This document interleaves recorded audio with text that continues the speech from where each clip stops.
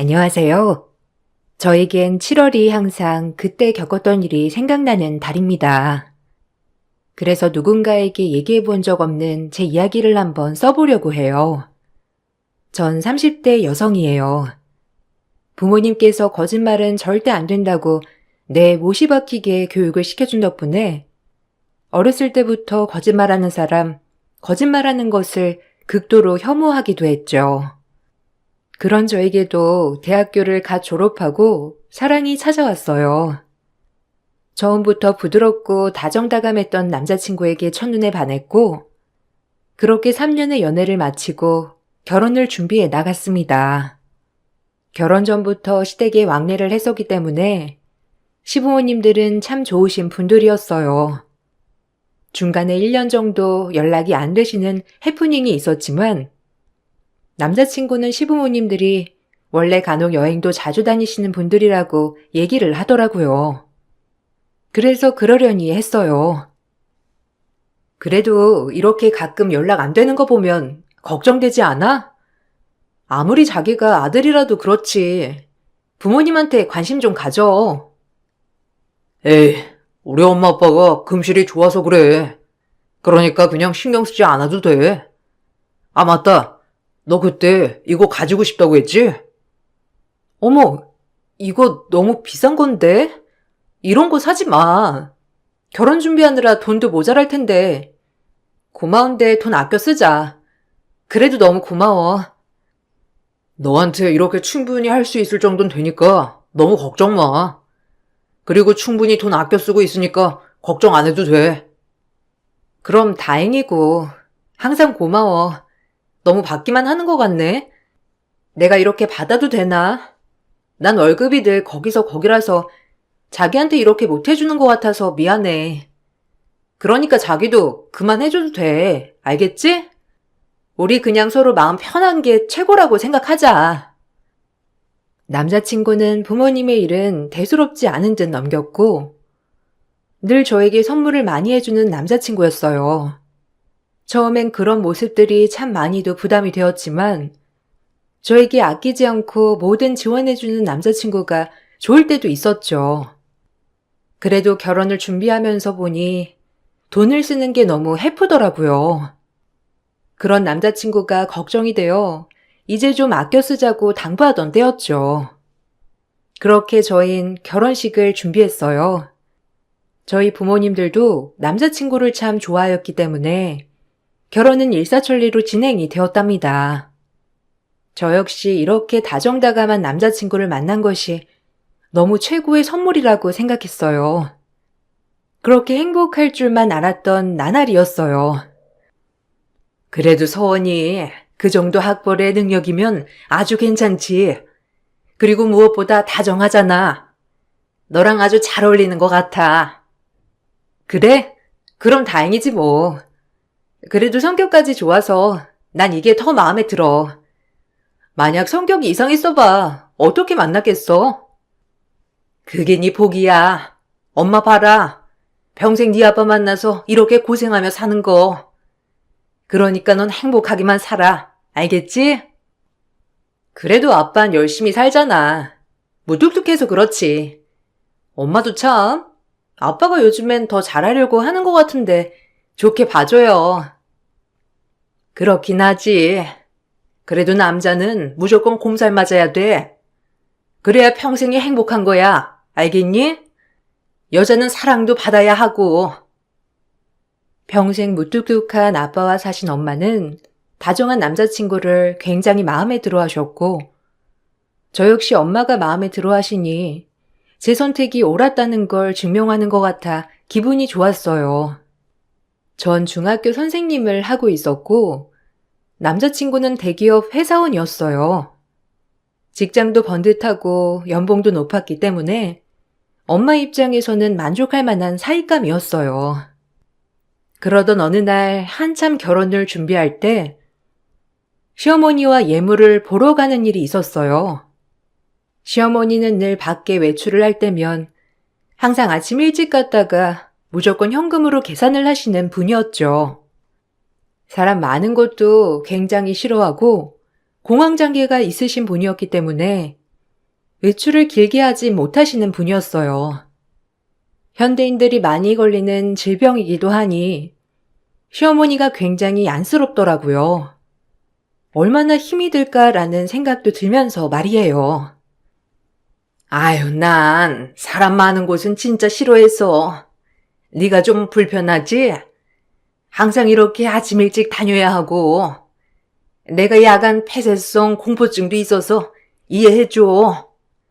너도 쉬는 날 늦잠도 자고 하고 싶을 텐데. 나 때문에 이렇게 매일 일찍 다녀야 하고. 에이, 아니에요. 어머님, 아예 밖에 나가시는 거 힘들면 전 괜찮으니까 굳이 이렇게 안 해주셔도 돼요. 마음만 받을게요. 아니야. 그래도 이렇게 해줘야지 내가. 우리 첫 며느리인데. 내가 다 해주고 싶어서 그래. 우리 선생님 며느리를 볼 줄이야. 내가 어떻게 알았겠어? 아주 우리 아들이랑 잘 어울리는 한 쌍이야. 너무 내가 마음에 들어서 그래. 좋게 봐주셔서 정말 감사해요, 어머니. 제가 이렇게 행복을 누려도 되나 싶기도 하고 기분이 너무 좋네요. 감사합니다. 시어머니는 그렇게 저를 좋아하셨어요. 저도 시어머니가 절 예뻐하시니 참 좋더라고요. 약간 시어머니의 공황장애가 걱정이 되었지만 시어머니는 그렇게 신경 쓸 일이 아니라고 하셨어요. 저도 그냥 그러려니 하기로 했어요. 그러던 어느 날 저희 학교에 저를 찾는 웬 남정네들이 왔더라고요. 교무실에서 절 찾는 사람이 있다고 하길래 누가 날 찾는 거지 하고 놀랐었던 날이었죠. 여태까지 교사로 재직하면서 단 한 번도 이렇게 누군가 말없이 찾아온 적이 없었기 때문에 무슨 일인가 생각부터 들더라고요. 한 선생, 누가 한 선생 찾아왔는데 좀 나가봐. 웬만하면 밖에 나가서 얘기해야 할 것 같은 분위기던데 한번 가봐요. 네? 저를요? 아, 네, 감사합니다. 혹시 어디 쪽에 있을까요? 저를 찾아올 사람이 없는 것 같은데 누구지? 감사해요. 그렇게 저를 찾아온 손님들을 맞으러 갔어요. 웬 남자들인데 저를 보자마자 환하게 웃더라고요. 사실 이런 경우가 처음이라 너무 당황스러웠어요. 절 어떻게 찾아왔냐고 하니 제 이름까지 다 알고 저희 시어머니와 시아버지 이름을 대면서 얘기하더라고요. 그 남자들이 입을 여니 전 정말 놀라서 입이 안 다물어졌어요. 어떻게 이런 일이 있을 수 있나 싶으면서 당황스러운 일이었거든요. 한종원 씨? 밀린 돈 받으러 왔어요. 아니, 김계복 씨랑 임숙자 씨 아시죠? 이분들이 저희한테 돈을 꾸고 갚질 않아서 아무리 아들한테 말해도 소용없길래 결혼할 사람 이렇게 무턱대고 찾아왔습니다. 뭐 이해하죠? 오죽했으면 찾아왔겠어요. 네?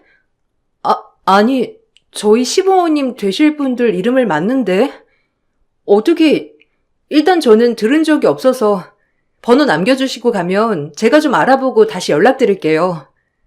사실 아직 결혼한 사이도 아니라서 좀 당황스럽기 그지없네요. 이런 경우가 처음이기도 하고. 일단 오늘은 여기까지만 하겠습니다. 그리고 번호는 제가 이렇게 남겨드리고 가죠. 알아보실 거 있으면 연락 주세요. 그리고 내가 아가씨 인생 불쌍해서 얘기해 주는 건데 빨리 발 빼요. 네? 참나, 이런 거 자주 쓰는 사람들 굉장히 골치 아파요. 네? 어안이 벙벙하더라고요. 학교에 돈 받으러 왔다는 것도 창피한데 생각지도 못한 일이라 너무 놀랐어요. 그리고 항상 여유 있던 남자친구의 모습이 떠올랐기 때문에 더욱더 이해가 가지 않더라고요. 사실 저희 집보다 남자친구의 집이 훨씬 더 여유가 있는 집이었거든요. 당황스러웠던 저는 남자친구에게 오늘 저녁에 당장 만나자고 하고 약속을 잡았어요. 그리고 오늘 일에 대해 따져 물었죠. 학교에서도 남자들이 우르르 저를 찾아왔다는 것이 소문이 퍼지면서 좀 골치 아프더라고요. 그래서 더더욱 남자친구한테 따져 물었어요. 오늘 이런 일이 있었어. 어떻게 된 거야? 아니, 돈을 꾸시고 갚지 않으셨다니. 자기네 여유 있는 거 아니었어? 은행빚도 아닌 것 같던데 사채 아니야? 그 정도로 찾아올 정도면 학교까지 찾아와서 내가 얼마나 당황했는 줄 알아? 어떻게 된 거야? 아, 너한테 이걸 얘기할 때가 됐구나. 사실 우리 집 여유 있는 거 맞아. 근데 아버지가 지금 묶인 돈이 조금 많거든. 형제들이랑 재산 싸움할 것도 많고 그래서 아직 돈이 묶여 있어서 잠깐 필요해서 아마 사채를 좀 쓰셨나 봐. 당연히 땅이 팔릴 거라고 생각했는데 그 시기에 팔리지가 않으니까 돈을 갚지 못했던 거고. 근데 곧 땅 팔린다고 하더라고. 그걸 나보고 믿으라는 거야? 아니, 갚을 돈이 당장 해결이 안 됐는데 어떻게 사채를 쓸 수가 있어?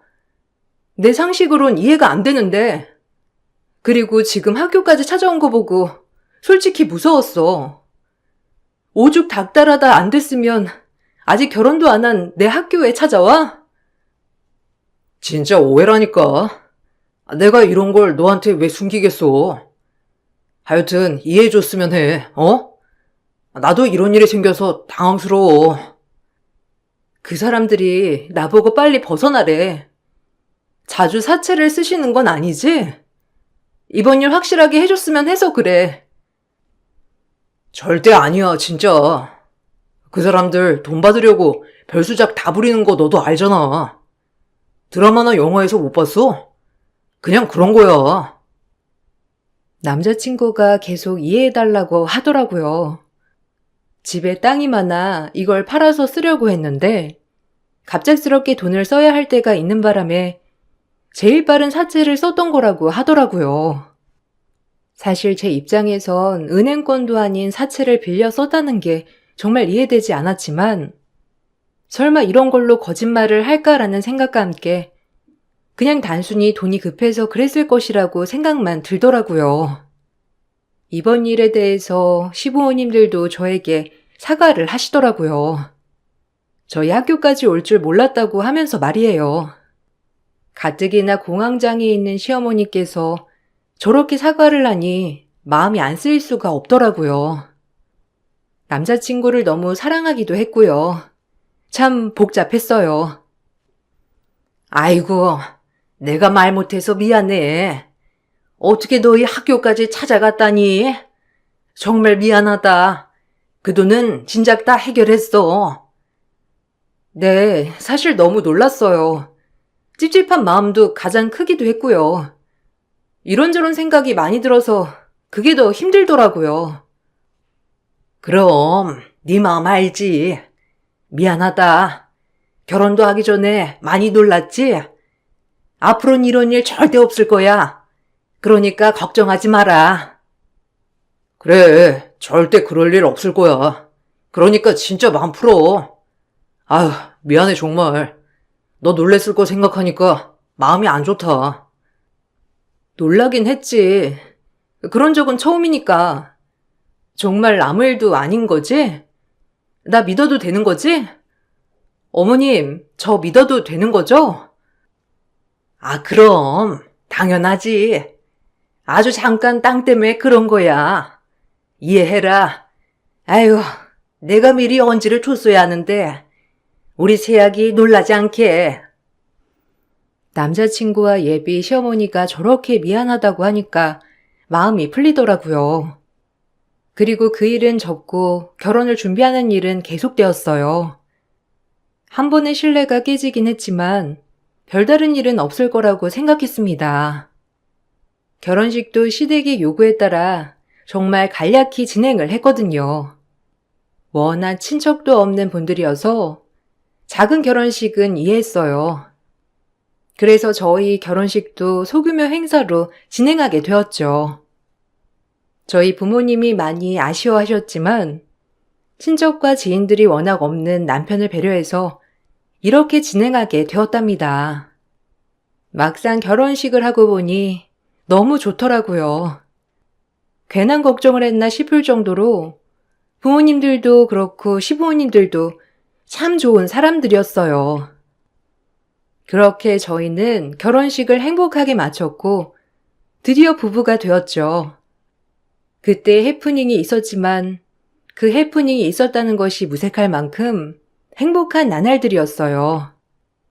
남편과 막상 같이 살아보니 남편은 재택근무가 일상이더라고요. 회사에 출근하는 빈도보다 재택으로 근무하는 일이 더 많은 남편이었죠. 사실 좀 이해는 되지 않았지만 남편이 워낙 그럴싸하게 설명해주는 바람에 믿었어요. 무슨 회사가 맨날 재택이야? 그렇게 재택해도 돼? 거의 일주일에 한 번 정도만 출근하는 것 같아. 부럽다. 나도 재택하고 싶어. 그러니 대기업이지. 뭐 맨날은 아니지만 당분간 재택하려고. 이게 팀에서도 돌아가면서 한 명씩 할 수 있는 거라. 써먹을 때 다 써먹고 해야지. 회사 나가면 회식도 잦을 거고. 신혼인데 너랑도 시간 보내고 싶어서 그래. 어때? 좋지? 나야 좋지. 맨날 집에 오면 자기가 저녁도 해놓고 청소도 다 해놓으니까 편하기도 하고 미안하기도 하고. 그래도 고마워 항상. 고맙지 않아도 돼. 내가 집에 있으니까 하는 건데 뭐. 아, 맞다. 오늘은 저녁 엄마네서 먹기로 했는데 끝나고 엄마네로 올래? 그래 좋지.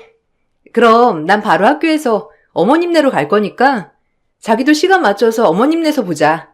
이따 봐. 집에 누군가가 있다는 게 참 좋긴 하더라고요. 그렇게 그날은 어머님네서 식사를 하기로 한 날이라 일이 끝난 뒤 어머님네로 향했죠. 어머님네는 주택이었는데 공동 현관과 어머님 집만 들어갈 수 있는 현관, 이렇게 두 개로 나눠져 있었어요. 대부분 어머님 집으로 바로 들어가는 현관으로 들어갔지만 그날은 어머님네 현관이 닫혀 있어서 공동 현관으로 들어가게 되었죠. 공동 현관은 시댁 아래층 새들어 사는 세입자와 같이 쓰는 현관이었거든요. 그리고 그날 처음으로 세입자를 마주하게 되었어요. 세입자는 저를 보고 놀라더라고요. 어머, 여기 위층 새댁이에요? 아휴, 내가 한 번쯤 만나서 얘기하고 싶었는데 잘 됐네. 지금 시간 좀 있어요? 네? 아, 안녕하세요. 문이 두 개라서 오늘 처음 뵙네요. 반갑습니다. 진작 인사드렸어야 하는 건데.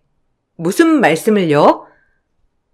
아니, 이 집구석이 뭐하는 집구석인 건 알고 시집 온 거야? 아니, 나 진짜 의문이라. 이렇게 멀쩡한 새댁인데.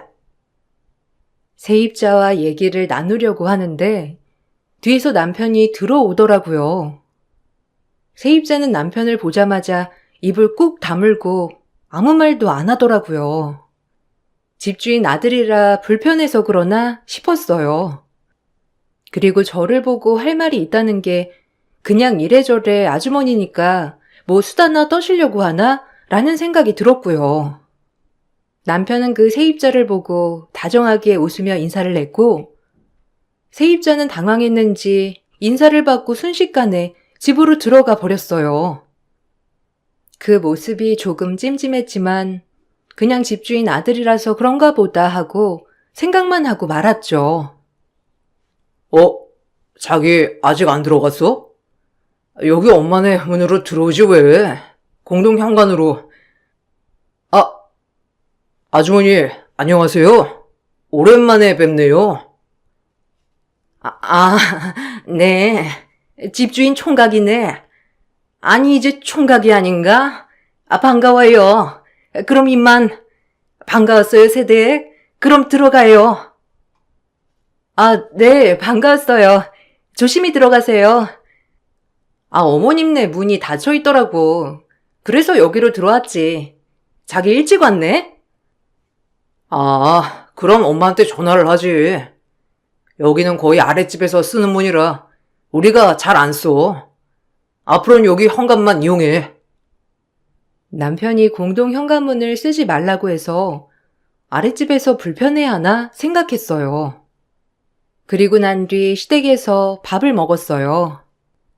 시댁에서는 제가 공동 현관으로 들어온 것을 아시고 절대 그 문으로 들어오지 말라고 철저히 얘기하시더라고요.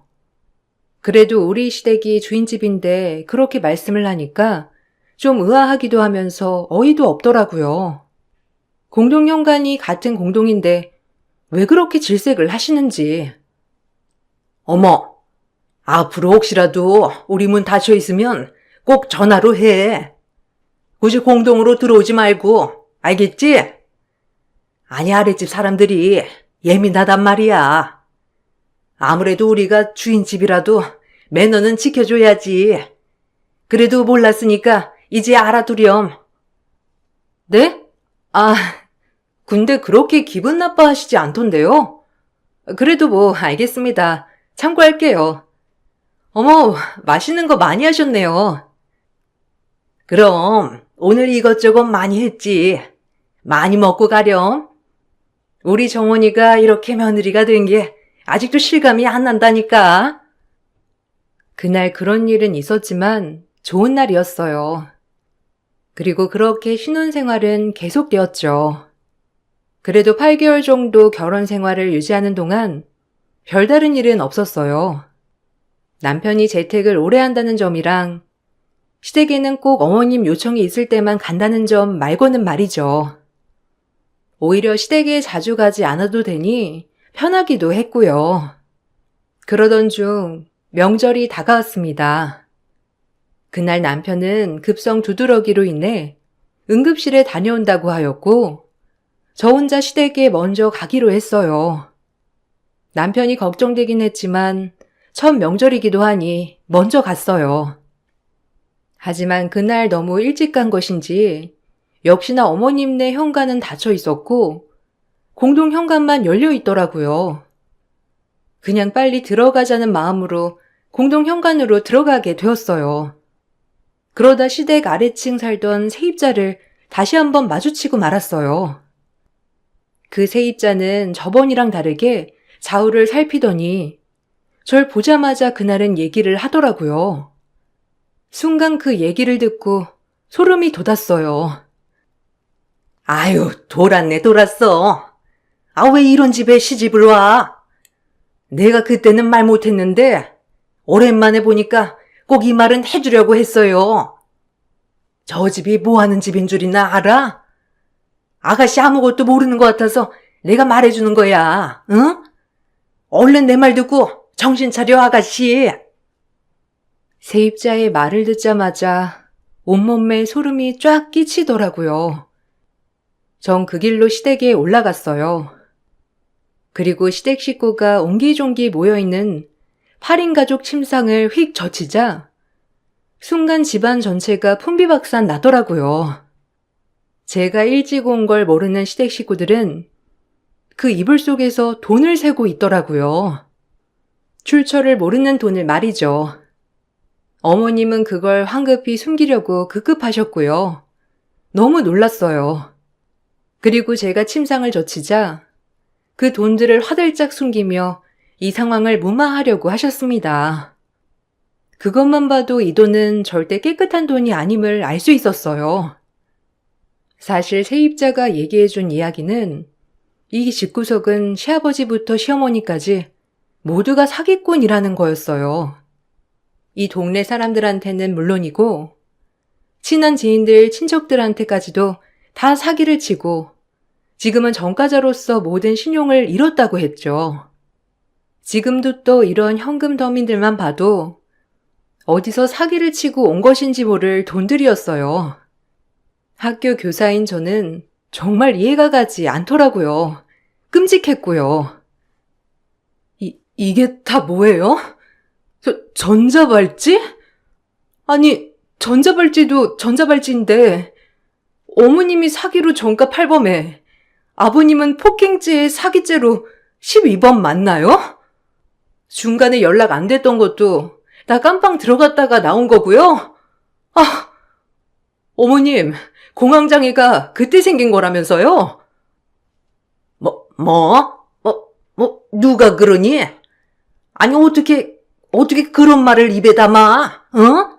누가 그래? 누가 우리가 범죄자 집안이라고 그래? 다 들었어요. 정말 충격이네요.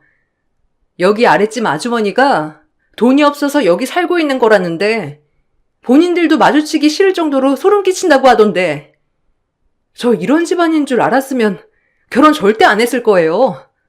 서원 씨도 다 아는 얘기죠? 기가 막혀. 그래서 뭐 어쩌라고? 우리 집안이 이런 집안인데 어쩌라는 거야? 그리고 넌 뭐 깨끗한 줄 알아? 사람이 살다 보면 좀 사기도 치고 이러고 사는 거지. 그리고 우리 남편 아주 억울하게 그때 성범죄로 몰려서 간 거야. 알아? 우리 남편은 죄 없다고. 인간이 이렇게 뻔뻔해서야 어떻게 그렇게 살 수 있죠? 이렇게 모든 걸 안 이상 전 절대 이 집이랑 못 살아요. 예, 우리 말 좀 들어봐. 덜어서 뭔지 안 나는 사람 있니? 응? 그냥 우리 과거라고 생각해 주렴. 우리 이제 그런 건 안 해. 뭘 안 해요. 최근에 연애 때 연락 안 됐던 것도 깜빵 갔다 온 거라던데. 아직도 정신 못 차린 거지. 부모의 아들에 아주. 전 여기서 더 이상 들을 필요가 없을 것 같아 집으로 향했습니다. 그리고 남편에게 득달같이 따지기 시작했어요. 남편이랑 대화를 하는 순간 더 충격적이더라고요. 남편도 여태까지 저를 속인 겁니다. 회사원이 아니었고 불법 도박 사이트를 운영하며 돈을 벌어들이고 있는 인간이었어요. 그래서 재택근무 위주로 했던 거고요. 전 너무 소름이 돋아서 더 이상 대화를 하고 싶지 않더라고요. 당신 이 컴퓨터에 깔려 있는 거 뭐야? 불법 도박 사이트 아니야? 너 회사원 아니었니? 이걸로 돈 버는 놈이었어? 그 돈으로 나 선물 사주고 그런 거야? 진짜 역겹고 끔찍하다. 어디까지가 너네 집안이 진짜 얼굴이니? 도저히 모르겠네. 내가 다 설명할게. 그러니까 좀 진정해. 이건 그냥 부업하는 거야. 아니, 사실 일이긴 한데 너한테 피해 가는 거 없어. 피해?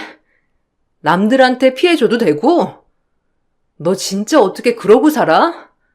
너네 부모 닮아서 이러니? 나 더 이상 못 살아 너랑.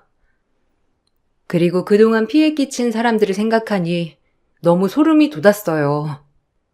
본인들은 뭐가 잘못된 건지 아예 생각도 못하고 있었어요. 그저 저한테 피해를 끼치지 않았으니 된 거 아니냐며 오히려 큰 소리를 치면서 따지더라고요. 그 모습을 보고 있으니 어이없었어요. 너네 집안 전부 다 사기꾼이라며? 너네 엄마 아빠 그리고 너까지. 불법 도박 사이트? 미친 거 아니니? 근데 대기업 회사원 척 나를 속여? 나 진짜 끔찍해서 너랑 절대 못 살아. 알아? 소송 걸 거니까 그런 줄 알아. 사채부터 알아봤어야 하는데. 신용이 불량이니 은행에서 대출을 해줄 리가 없지. 너나 너네 부모나 사람 잘못 봤어. 나 평생 속일 수 있을 것 같았니? 어쨌든 너한테 생활비 꼬박꼬박 줬잖아. 뭐가 문제야? 그냥 대기업 회사원이라고 생각해. 알겠어? 그리고 우리 부모님은 그냥 모른 척해. 어차피 이젠 나이도 드셨고 손 다 떼시려고 하고 있으니 그냥 먹고 살기 힘들어서 그런 거야. 너네 부모가 그런 꼴을 너한테 계속 보여줬으니 너도 사람들 등쳐먹는 게 쉬웠겠지. 나 더 이상 얘기하고 싶지 않아. 끝이야. 먹고 살기 힘들어서 그렇다고? 말도 안 되는 소리 마. 남들은 그럼 투잡 쓰리잡 하면서 열심히 사니까 쉽게 살고 싶어서 그런 거지. 전 그 길로 집을 빠져나와 변호사 사무실로 향했죠. 혼인기간이 얼마 되지 않았고 모든 게 다 거짓말이었기 때문에 남편에게 혼인무효 소송을 걸었습니다.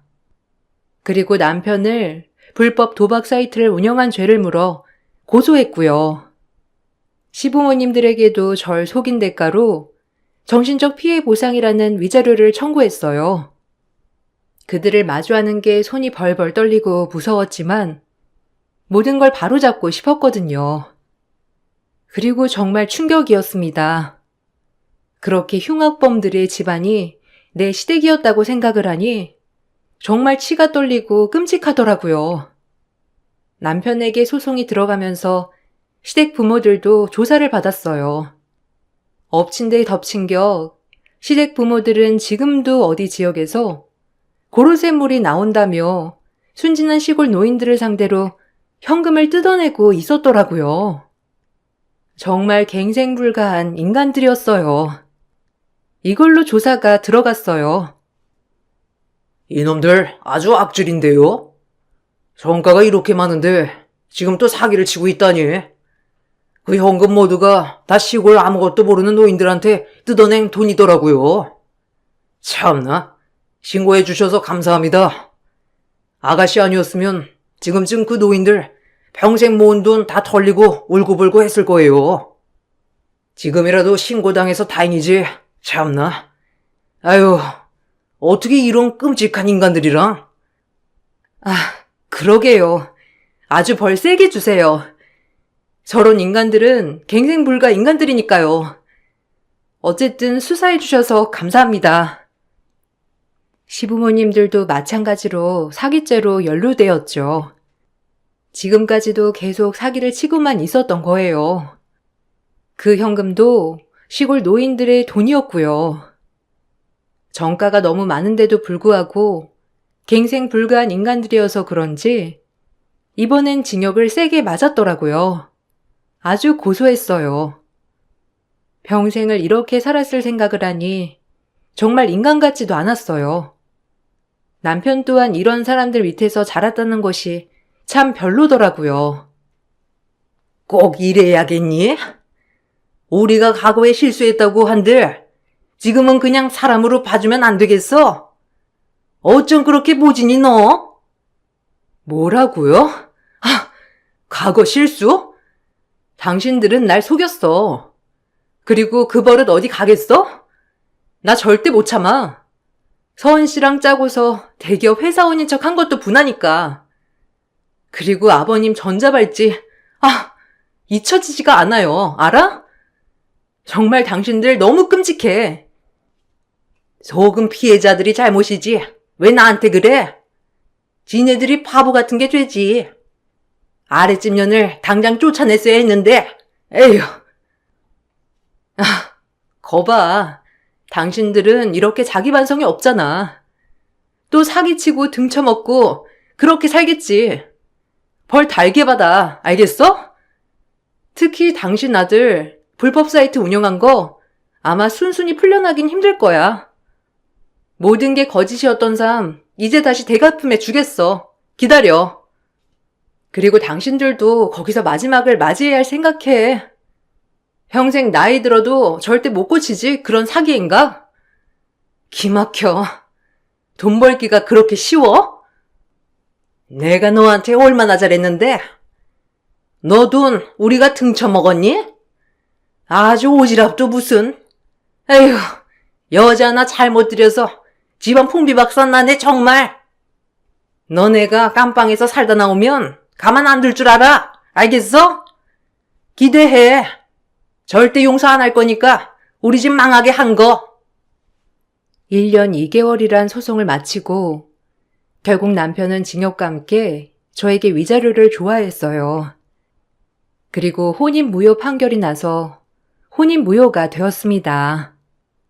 시어머니와 시아버지는 그 아랫집만 아니었어도 절대 들키지 않았을 거라면서 정신을 못 차리더라고요. 그리고 둘이 나란히 교도소행에 결정되었죠. 시어머니, 남편, 시아버지 모두 다 교도소로 나란히 들어가게 되었어요. 처음부터 비밀스러운 그 사람들을 제가 더 주의 깊게 봤어야 했는데 참 미련했다는 생각이 들어요. 시부모님들이 모든 게 가짜고 남편 또한 가짜의 삶을 살았다는 게 충격적이긴 하지만 그래도 지금 모든 걸 알아차려서 다행이라고 생각이 들더군요. 꼭 이래야겠냐? 꼭 날 이렇게 쳐넣으니까 행복해? 난 너한테 그래도 최선을 다하려고 했는데 너무한다 정말. 뭐? 최선? 남들 등쳐먹으면서 나한테 잘하면 뭐하니?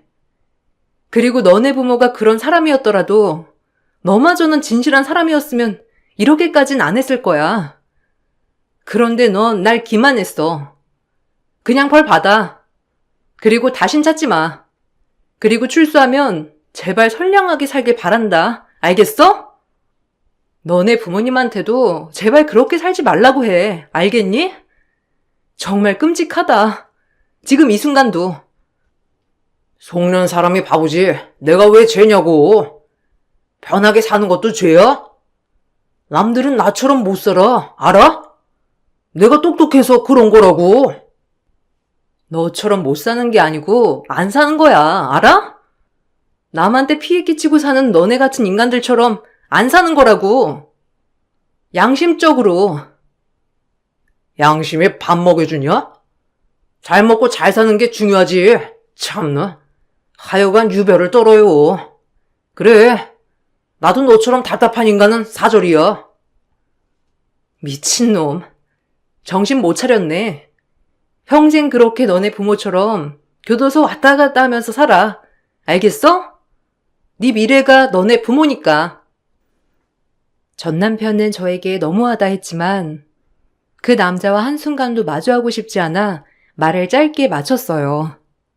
모든 거에 속았지만 그런 일이 있어서 지금은 성관이 좀 생긴 것 같아요. 무작정 잘해주는 사람들을 의심한다고나 할까요? 남편도 어렸을 때부터 부모가 교도소나 들락날락하고 남들한테 사기치면서 번 돈을 많이 받으니 이렇게 자랐다고 생각해요. 그래서 지금 이 순간까지도 이렇게 편하게 사는 게 왜 제가 되냐고 하겠죠. 정말 소름이 돋아요. 저런 비인간적인 인간과 결혼까지 했던 사실을 말이죠. 모든 소송에서 이겼지만 한동안은 우울해서 휴직을 하고 쉬었어요. 그리고 이젠 정말 웃으면서 말할 정도가 되어 이렇게 글도 쓴답니다. 7월에 결혼을 하여 7월만 되면 이런 끔찍한 기억이 다시 기억되곤 하지만 이젠 저에게 지나가는 에피소드라 여기고 웃으며 받아들였어요. 많은 일이 있었지만 그래도 한층 더 성숙한 인간이 된 것 같아 조금은 뿌듯하기도 합니다. 여러분들도 참 별의별 일을 많이 겪고 사시겠죠? 하지만 우리 낙심하지 말고 긍정적으로 살아요. 저희를 속인 인간들이 나쁜 거지 속은 사람들 잘못은 아니니까요. 글을 읽어주신 모든 분들께 감사하다고 전해드리고 싶고 혹시라도 우울한 분들이 계시면 힘내시고 이겨내라고 말씀드리고 싶어요. 감사합니다. 안녕하세요. 저는 결혼 10년 차에 다시 자유를 찾게 된 40대 직장인입니다. 나름 결혼 생활을 잘 해내고 있다고 생각을 했었는데 정작 결혼 생활의 실체를 알고 나니 참 허무하기도 합니다. 남편과는 첫 직장 회사 동기였습니다. 어릴 적 엄마가 돌아가시고 나서 저는 아빠가 혼자 양육을 하셨어요. 친인척도 별로 없었기 때문에 아빠는 도움을 받고 저를 키우기도 어려웠고 남자인 아빠가 여자인 저를 케어하는 것이 쉬운 일이 아니었지만 그래도 아빠는 제가 엄마가 안 계시다는 티가 나지 않을 정도로 곱고 소중하게 키워주셨습니다. 처음 남편이 저를 봤을 때에도 엄마 아빠의 사랑을 듬뿍 받은 외동딸이라고 생각했다고 해요. 주변에도 말을 하지 않았으면 아빠 혼자 키우는 아이라고 생각하지 않을 정도였죠. 남편은 저와 반대로 시부모님과 누나들의 사랑을 독차지한 외아들이었습니다. 그러다 보니 결혼이 수월하진 않을 수 있겠다 생각을 했는데 예상 밖으로 시댁에서는 저희의 결혼을 반대하지 않으셨어요. 오히려 결혼을 할 때 저를 안쓰러워하고 반겨하셨죠. 안녕하세요. 지호 씨랑 만나고 있는 한지연이라고 합니다. 아유, 반가워요. 나는 지호 엄마예요. 지호가 결혼하고 싶다고 했던 여자가 그쪽이군요. 지호한테는 얘기 많이 들었어요. 혹시 우리 집이 외아들이라 좀 신경 쓰일 것 같아서 미리 말해두지만 우리는 아들이라고 감싸돌고 그러지 않으니까 걱정하지 않아도 돼요.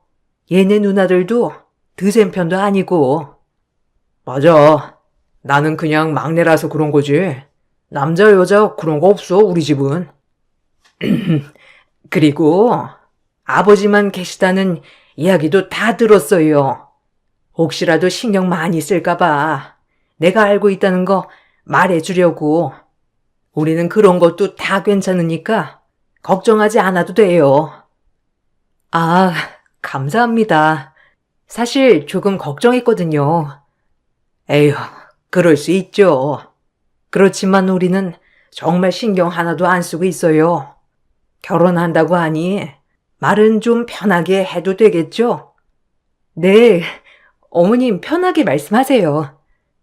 지호가 빨리 결혼을 하고 싶다고 해서 날짜는 두 사람이 편한 날짜로 잡으면 될 것 같고 집은 지호가 사는 곳으로 그대로 들어와 살아도 될 것 같은데 어떻게 생각하니?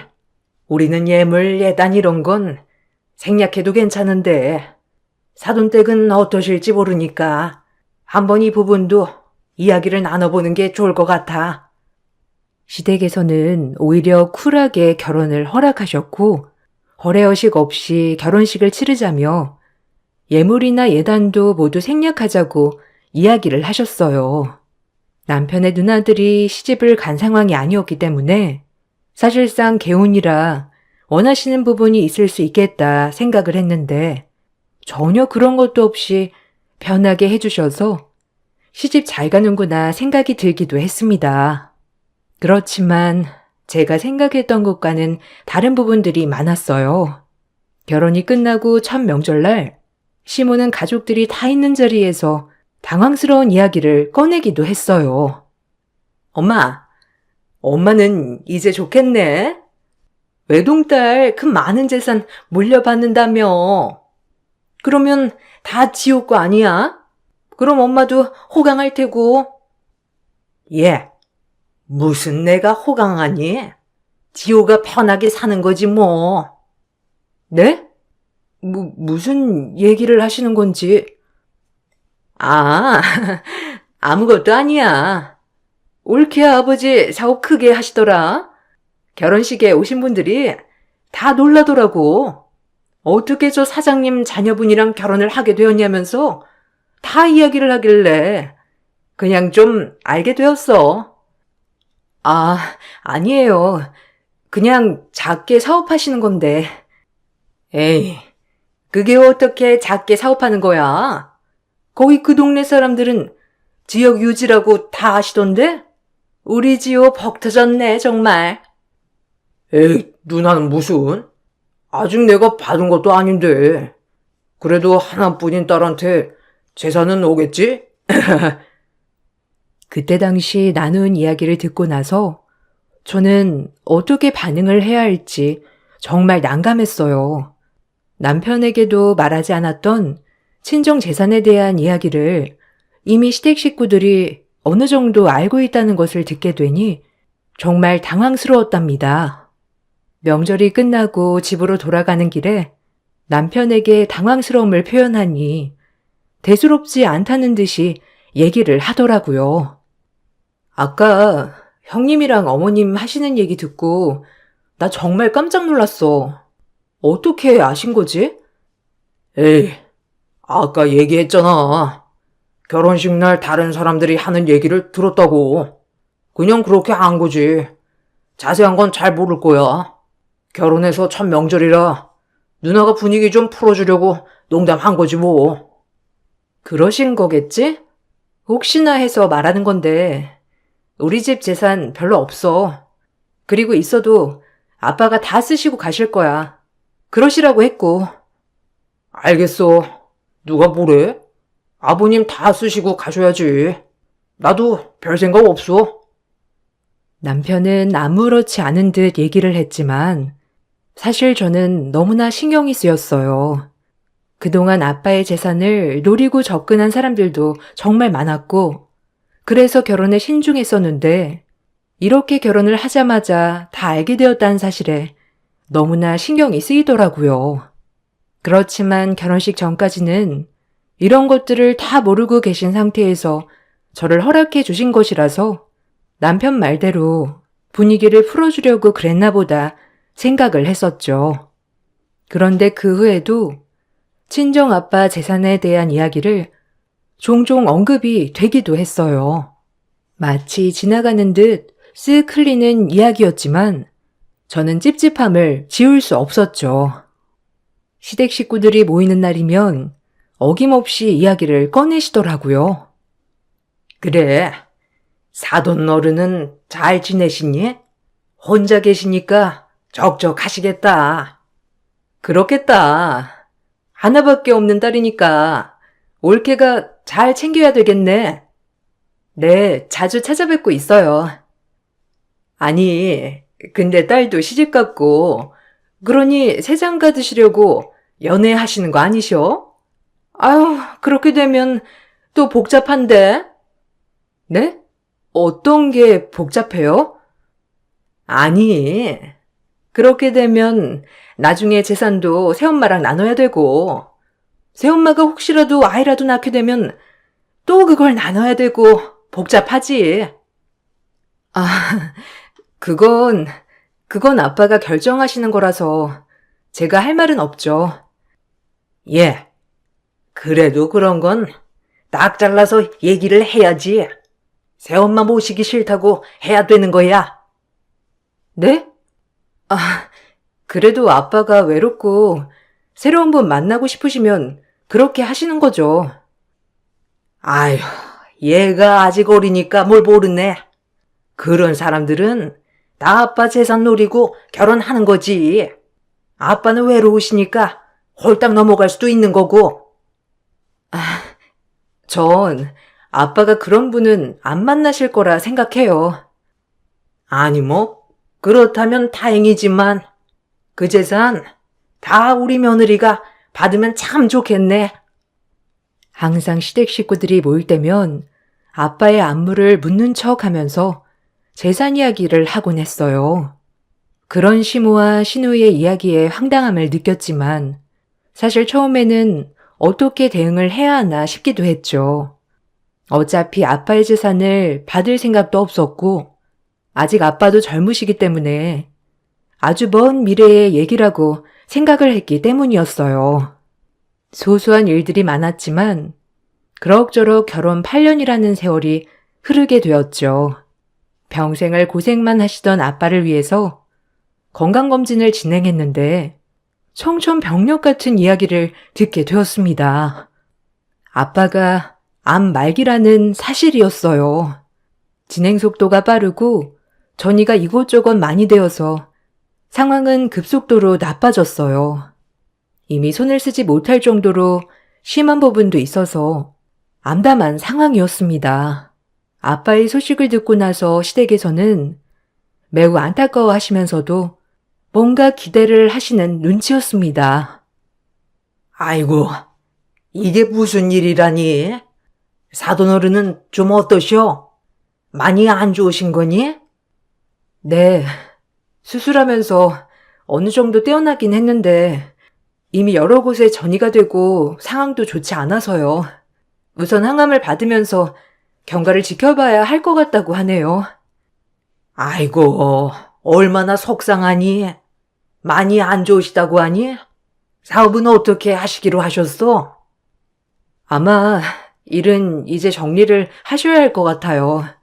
나아지신다고 해도 더 이상 사업을 운영하시기는 어려우시지 않을까 싶기도 하고요. 에휴, 그렇구나.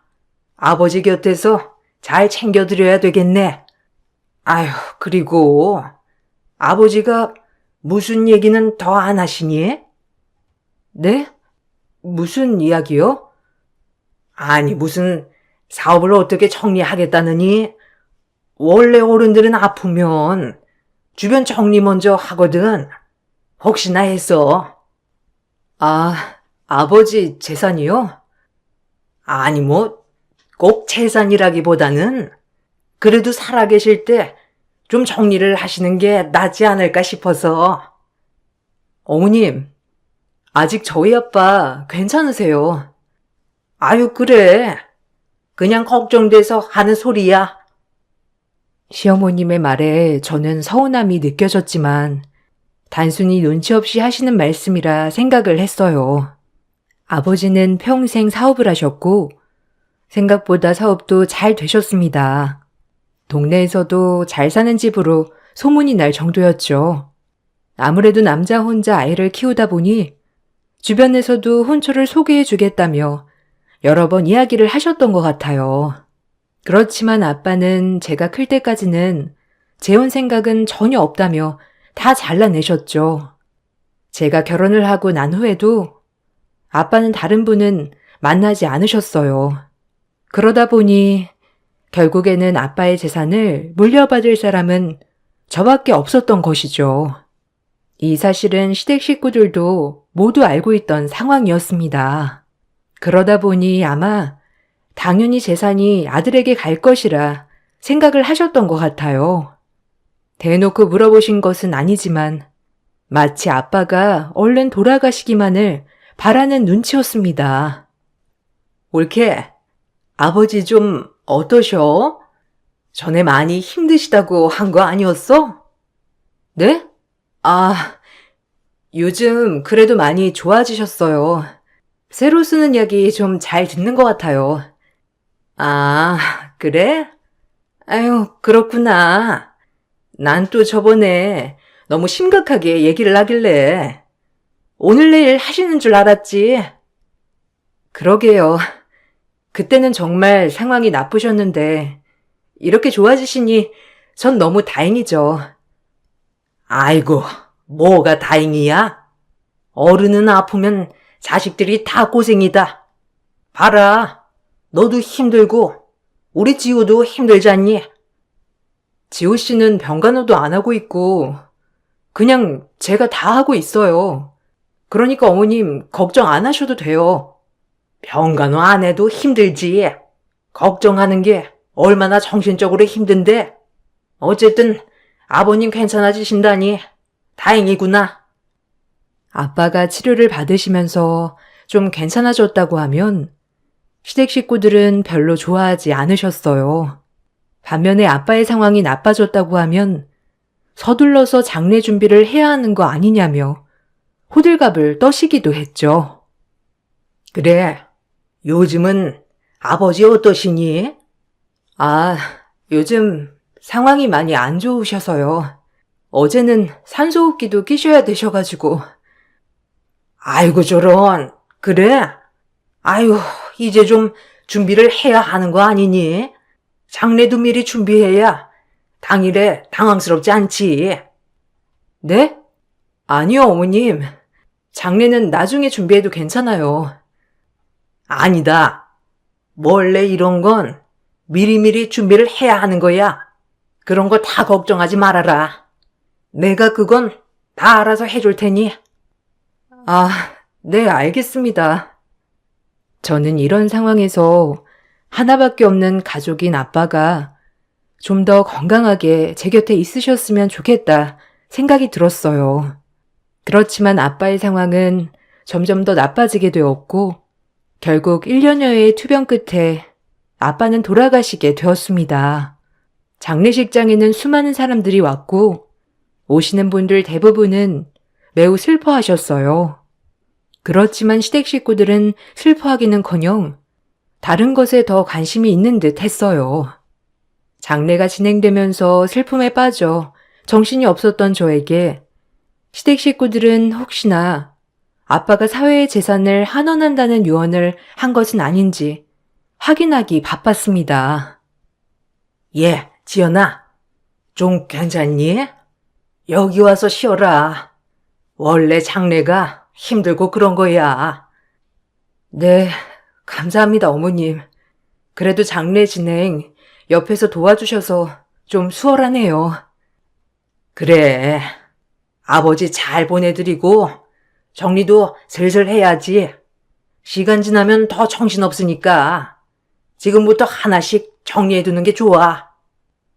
정리요? 어떤 거요? 아니, 아버지 유언장이나 이런 건 안 남기셨니? 유언장이 있으면 그거에 따라서 재산이나 이런 것도 다 정리해야 하니까. 아니요. 유언장은 따로 준비하진 않으신 것 같은데요. 아니, 그 전에 하신 말 같은 것도 없으셨어? 모채산을 환원한다든지 이런 이야기나 아니면 채무가 있다든지 이런 거 말이야. 그런 이야기는 전혀 없으셨어요. 그지? 그래. 하나밖에 없는 딸한테 다 주셨겠지. 그래, 알겠다. 그럼 장례 끝나고 정리하는 거 내가 도와줄게. 시댁 식구들은 유언이 따로 남겨지지 않았다는 것을 알고 더욱 반가워했습니다. 저는 장례가 다 끝나기도 전에 이런 얘기를 하는 모습에 모든 정이 떨어지는 듯 했습니다. 장례가 끝나고 저는 남편에게 이런 속상함을 얘기했어요. 그런데 남편은 오히려 제가 이상하다고 했죠. 사실 장례식장에서 시누이며 시어머니며 다 아빠 유언에만 관심이 있더라고. 슬퍼하는 모습도 없으시고 집은 어떻게 할 거냐고도 하고. 뭐 궁금할 수 있지. 거기다가 당신이 어떻게 처분할지 잘 모를 수도 있으니까 그런 것도 있고. 유언 있으면 그거대로 해야 하니까 그런 거지 뭐. 그래도 아직 아빠 보내드리지도 못했는데 벌써부터 재산 얘기를 하니까 좀 그렇더라고. 당신 너무 예민한 거 아니야? 엄마는 당신 걱정돼서 한 얘기일 텐데. 뭔가 우리 가족들이 당신 유산에만 관심이 있다고 하는 것 같네? 없는 말은 아니지 않아? 장례식에 오신 분들 중에서 내가 어느 정도 유산을 받는지 그런 거 물어보는 사람도 없었어. 당신 진짜 너무 예민해. 엄마는 전에 유산 때문에 복잡했던 일도 있어서 더 신경 쓰시는 거야. 어떻게 신경 써주는 사람의 선의를 이런 식으로 얘기를 할 수 있어? 그냥 이번 일은 당신이 아버님 보내고 예민해져서 그런 거라고 생각할게. 그리고 유산 좀 받으면 어때서? 솔직히 우리들 벌이로는 부족하니까. 손뜻 아이도 못 낳고 있는 거 아니야? 엄마도 그거 알아서 더 신경 쓰시는 거고. 그 유산 받으면 우리 엄마가 편해지는 거야? 그런 거 아니잖아. 근데 왜 그렇게 얘기하는 거야? 정말 내가 더 서운하다. 남편은 저에게 오히려 서운함을 얘기했습니다. 물론 제가 아빠에게서 모든 재산을 받게 되면 조금 더 여유로울 순 있었죠. 결혼을 할 때도 양가 도움 없이 결혼을 했고 지금까지 맞벌이를 하고 있었고 아이를 갖는 것은 꿈도 꾸지 못했었죠. 그렇지만 남편의 이런 얘기는 결혼 전 약속했던 양가 도움 없이 우리끼리 살아가겠다는 약속을 어기는 것이라 저도 실망을 했습니다. 장례가 끝나고 제가 알고 있는 아빠의 재산에 대한 정리를 하기로 했죠. 알고 있는 거라곤 아빠가 운영하고 있었던 사업체 땅이었어요. 사업 관련된 채무는 이미 아빠가 투병을 하시면서 정리를 하셨고 부동산에 대한 것은 미처 처분을 하지 않으셨던 상황이었습니다. 저는 몰랐지만 저 대신에 남편이 알아본 바로는 현재 땅의 가치가 118억 정도 된다고 하더라고요. 남편은 저에게 그 땅에서 자신도 사업을 시작하고 싶다고 얘기를 해왔습니다. 당신 아버님 운영하셨던 사업체 땅 있지? 그거 118억 정도 된다고 하더라고. 당신 그거 받게 되면 내가 거기 운영해도 될까?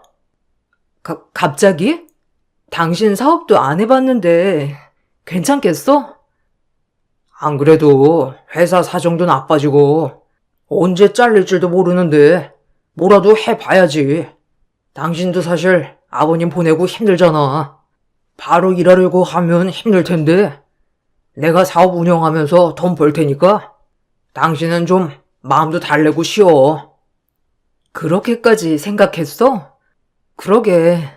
나도 아빠 보내고 나서 마음이 참 정리가 안 되네. 근데 사업은 어떻게 하려고? 시설은 다 갖추어져 있으니까, 그냥 그대로 사용해도 괜찮을 것 같다 생각해. 근데, 당신 명의로 있으면 사업장 관리 이런 게 좀 힘드니까, 명의 변경하면서 나도 올려주면 안 되나? 아니면 내 명의로 올려도 상관없고.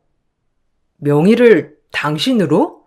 사업하는데 굳이 그렇게 해야 하나? 아유, 그럼.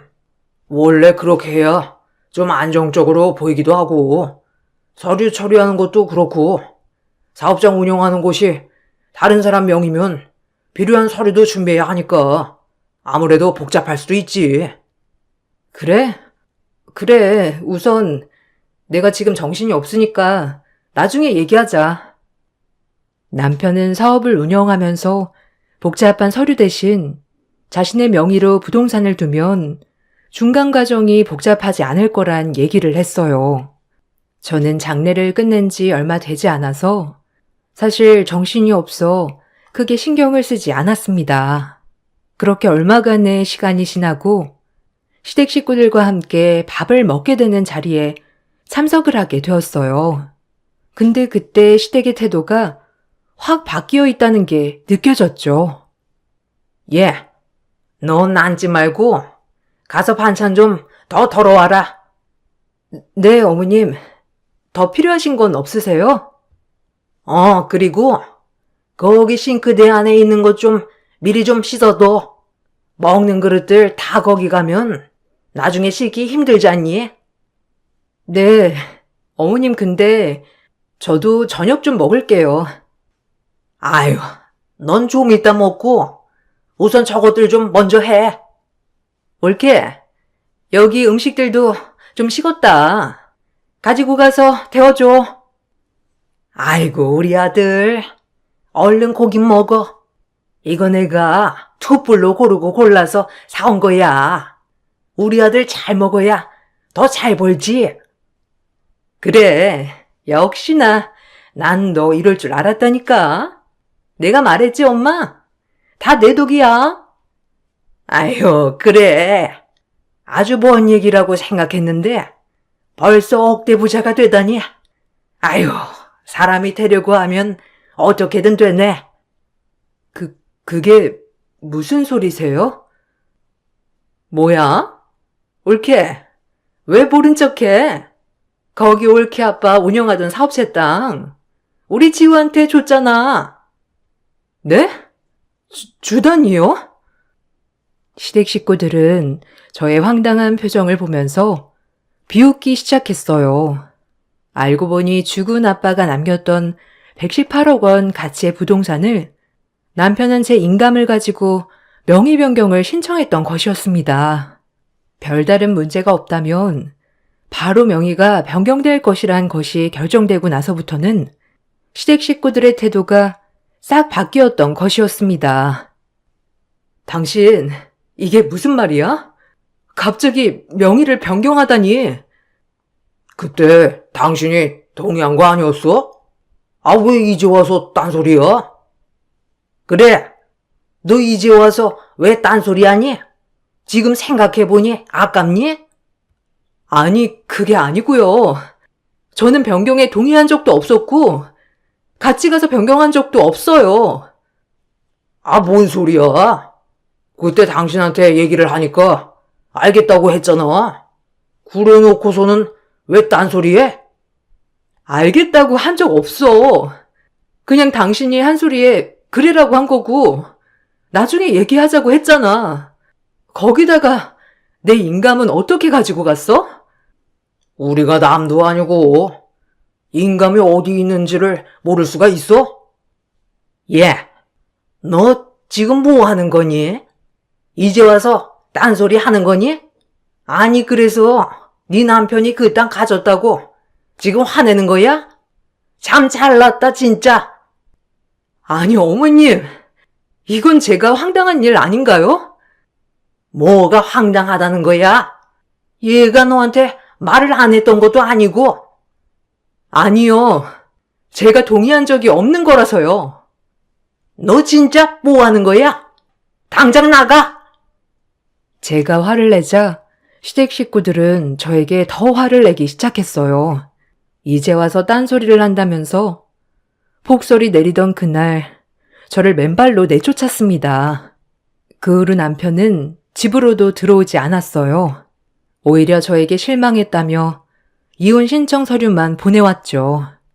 저는 남편과 다시 대화를 해보려고 했지만 남편은 아무런 반응을 하지 않았습니다. 아빠가 살던 집으로 들어가 살아야 되겠다 생각을 하고 짐을 옮기던 날 누군가가 벨을 눌렀습니다. 밖을 보니 한 남성이 박스 하나를 들고 있더라고요. 한지연 씨 되시죠? 배달된 물건이 있어서 왔습니다. 네? 여기로 저한테 배달된 물건이 있다고요? 네, 한승주 사장님께서 보내신 물건입니다. 밖에 나가보니 아빠의 유품이라며 이야기를 해왔습니다. 저는 누군가가 아빠의 이름으로 퀵 서비스를 보냈구나 생각을 했습니다. 바로 받아 열어보니 아빠가 작성을 한 유언장이 있었어요. 그 안에는 아빠의 재산 목록들이 있었고 편지도 있었죠. 알고 보니 유품을 배달해온 퀵서비스맨은 퀵서비스가 아닌 변호사였습니다. 제가 놀라서 서 있자 변호사는 저에게 바로 설명을 해 주었죠. 안녕하세요. 저는 사장님께서 고용하신 변호사입니다. 돌아가시기 전에 유언장도 남겨두셨고, 이렇게 따님이 집에 오면 전달해달라는 물건도 제가 받아 보관하고 있었습니다. 궁금하신 내용들이 많으실 것 같아서 들어가 설명해 드려도 될까요? 아, 네. 근데 언제 저희 아빠가 이런 걸 남겨두신 거죠? 장례 끝난 지 꽤 지났는데 전혀 모르고 있었어요. 아, 그게 아버님께서 시댁 식구들이 하는 얘기를 들으시고는 바로 작성하셨습니다. 네? 저희 시댁 식구들이요? 네, 그때 한번 병문안을 오셨던 적이 있으시더라고요. 그러다가 우연히 시댁 식구들이 통화하는 걸 듣게 되었는데, 뭐 사장님께서 돌아가시고 나면 유산을 다 따님 남편분이 받으실 거라는 말을 하셨나 보더라고요. 그걸 듣고 나서는 바로 준비를 해야 되겠다고 저에게 연락을 해 오셨습니다. 아, 그런 일이 있었나요? 저는 전혀 몰랐네요. 사장님께서는 아마 따님께서 곤란한 상황이 생길 수도 있을 거라고 얘기를 하셨습니다. 그래서 이렇게 서류도 준비를 해 두셨고, 저도 나름 준비를 하고 있었습니다. 우선 사장님 소유의 부동산이 명의 변경 신청이 되었더라고요. 그거에 대해서 먼저 대응을 해야 할 것 같습니다.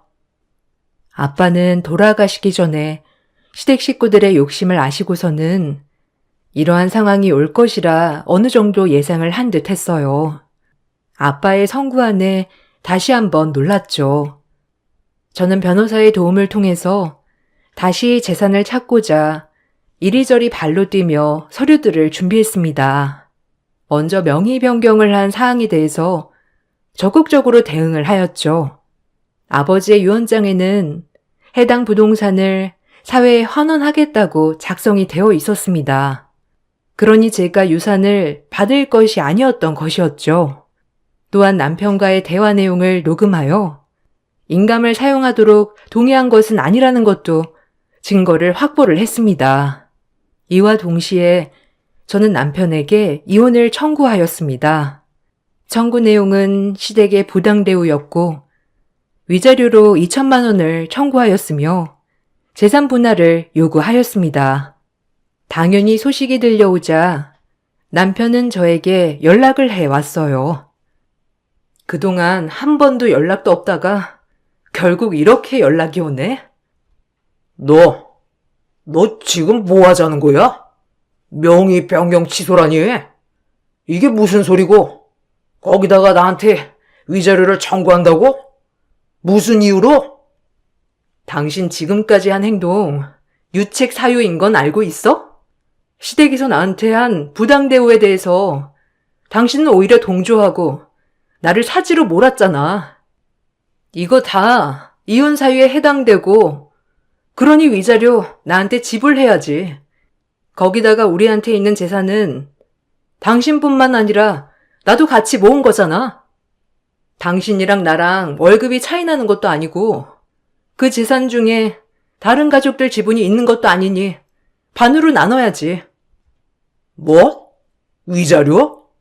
무슨 얼토당토 않는 얘기야? 위자료 받아야 할 건 당신이 아니고 나야.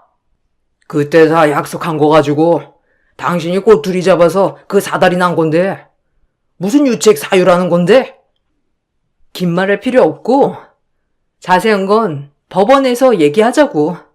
나는 변호사 선임했으니까 나한테 이러지 말고 변호사 통해서 얘기해. 남편은 저의 태도에 황당해했지만 저의 복수는 이것으로 끝을 내지 않았습니다. 저는 저의 인감을 몰래 가지고 가 사용했다는 것을 경찰에 신고하였고 남편은 인감을 도용한 사실로 경찰 조사를 받아야 했죠.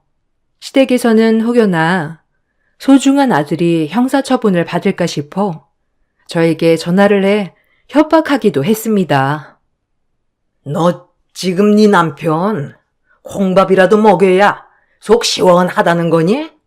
어디서 배워먹은 짓이야?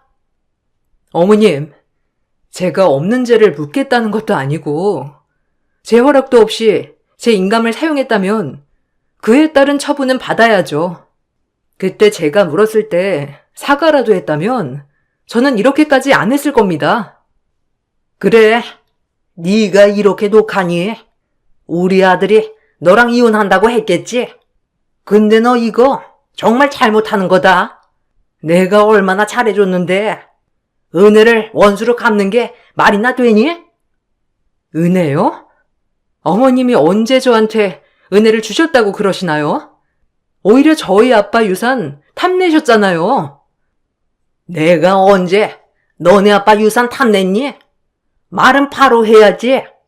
그리고 유산은 왜 이렇게 된 거야? 유언장 없다고 한 거 아니었어? 갑자기 유언장이 나타나다니. 지금까지 너 우리 속였던 거구나? 속인 적 없습니다. 아빠가 이걸 다 아시고 준비를 하셨나 보네요. 뭐? 너 쓸데없는 말 하지 말고 빨리 고소 취하해. 우리 아들 콩밥 먹기라도 해봐. 내가 너 가만 안 둬. 합의를 하더라도 형사처분은 받을 수밖에 없을 거예요. 거기다가 절 가만 안 둔다니요? 협박하시는 건가요? 변호사한테 잘 전달하겠습니다. 얘가 진짜? 저는 그동안의 상황을 모두 알고 있었던 아빠가 떠났는데 발걸음이 얼마나 무거우셨을까 생각을 하니 마음이 찢어지는 듯 했습니다. 아마 아빠도 제가 나중에 좀 더 편하게 살았으면 좋겠다 생각을 해서 사업을 정리하시면서 재산을 모두 증여를 해주려고 하셨던 것 같더라고요.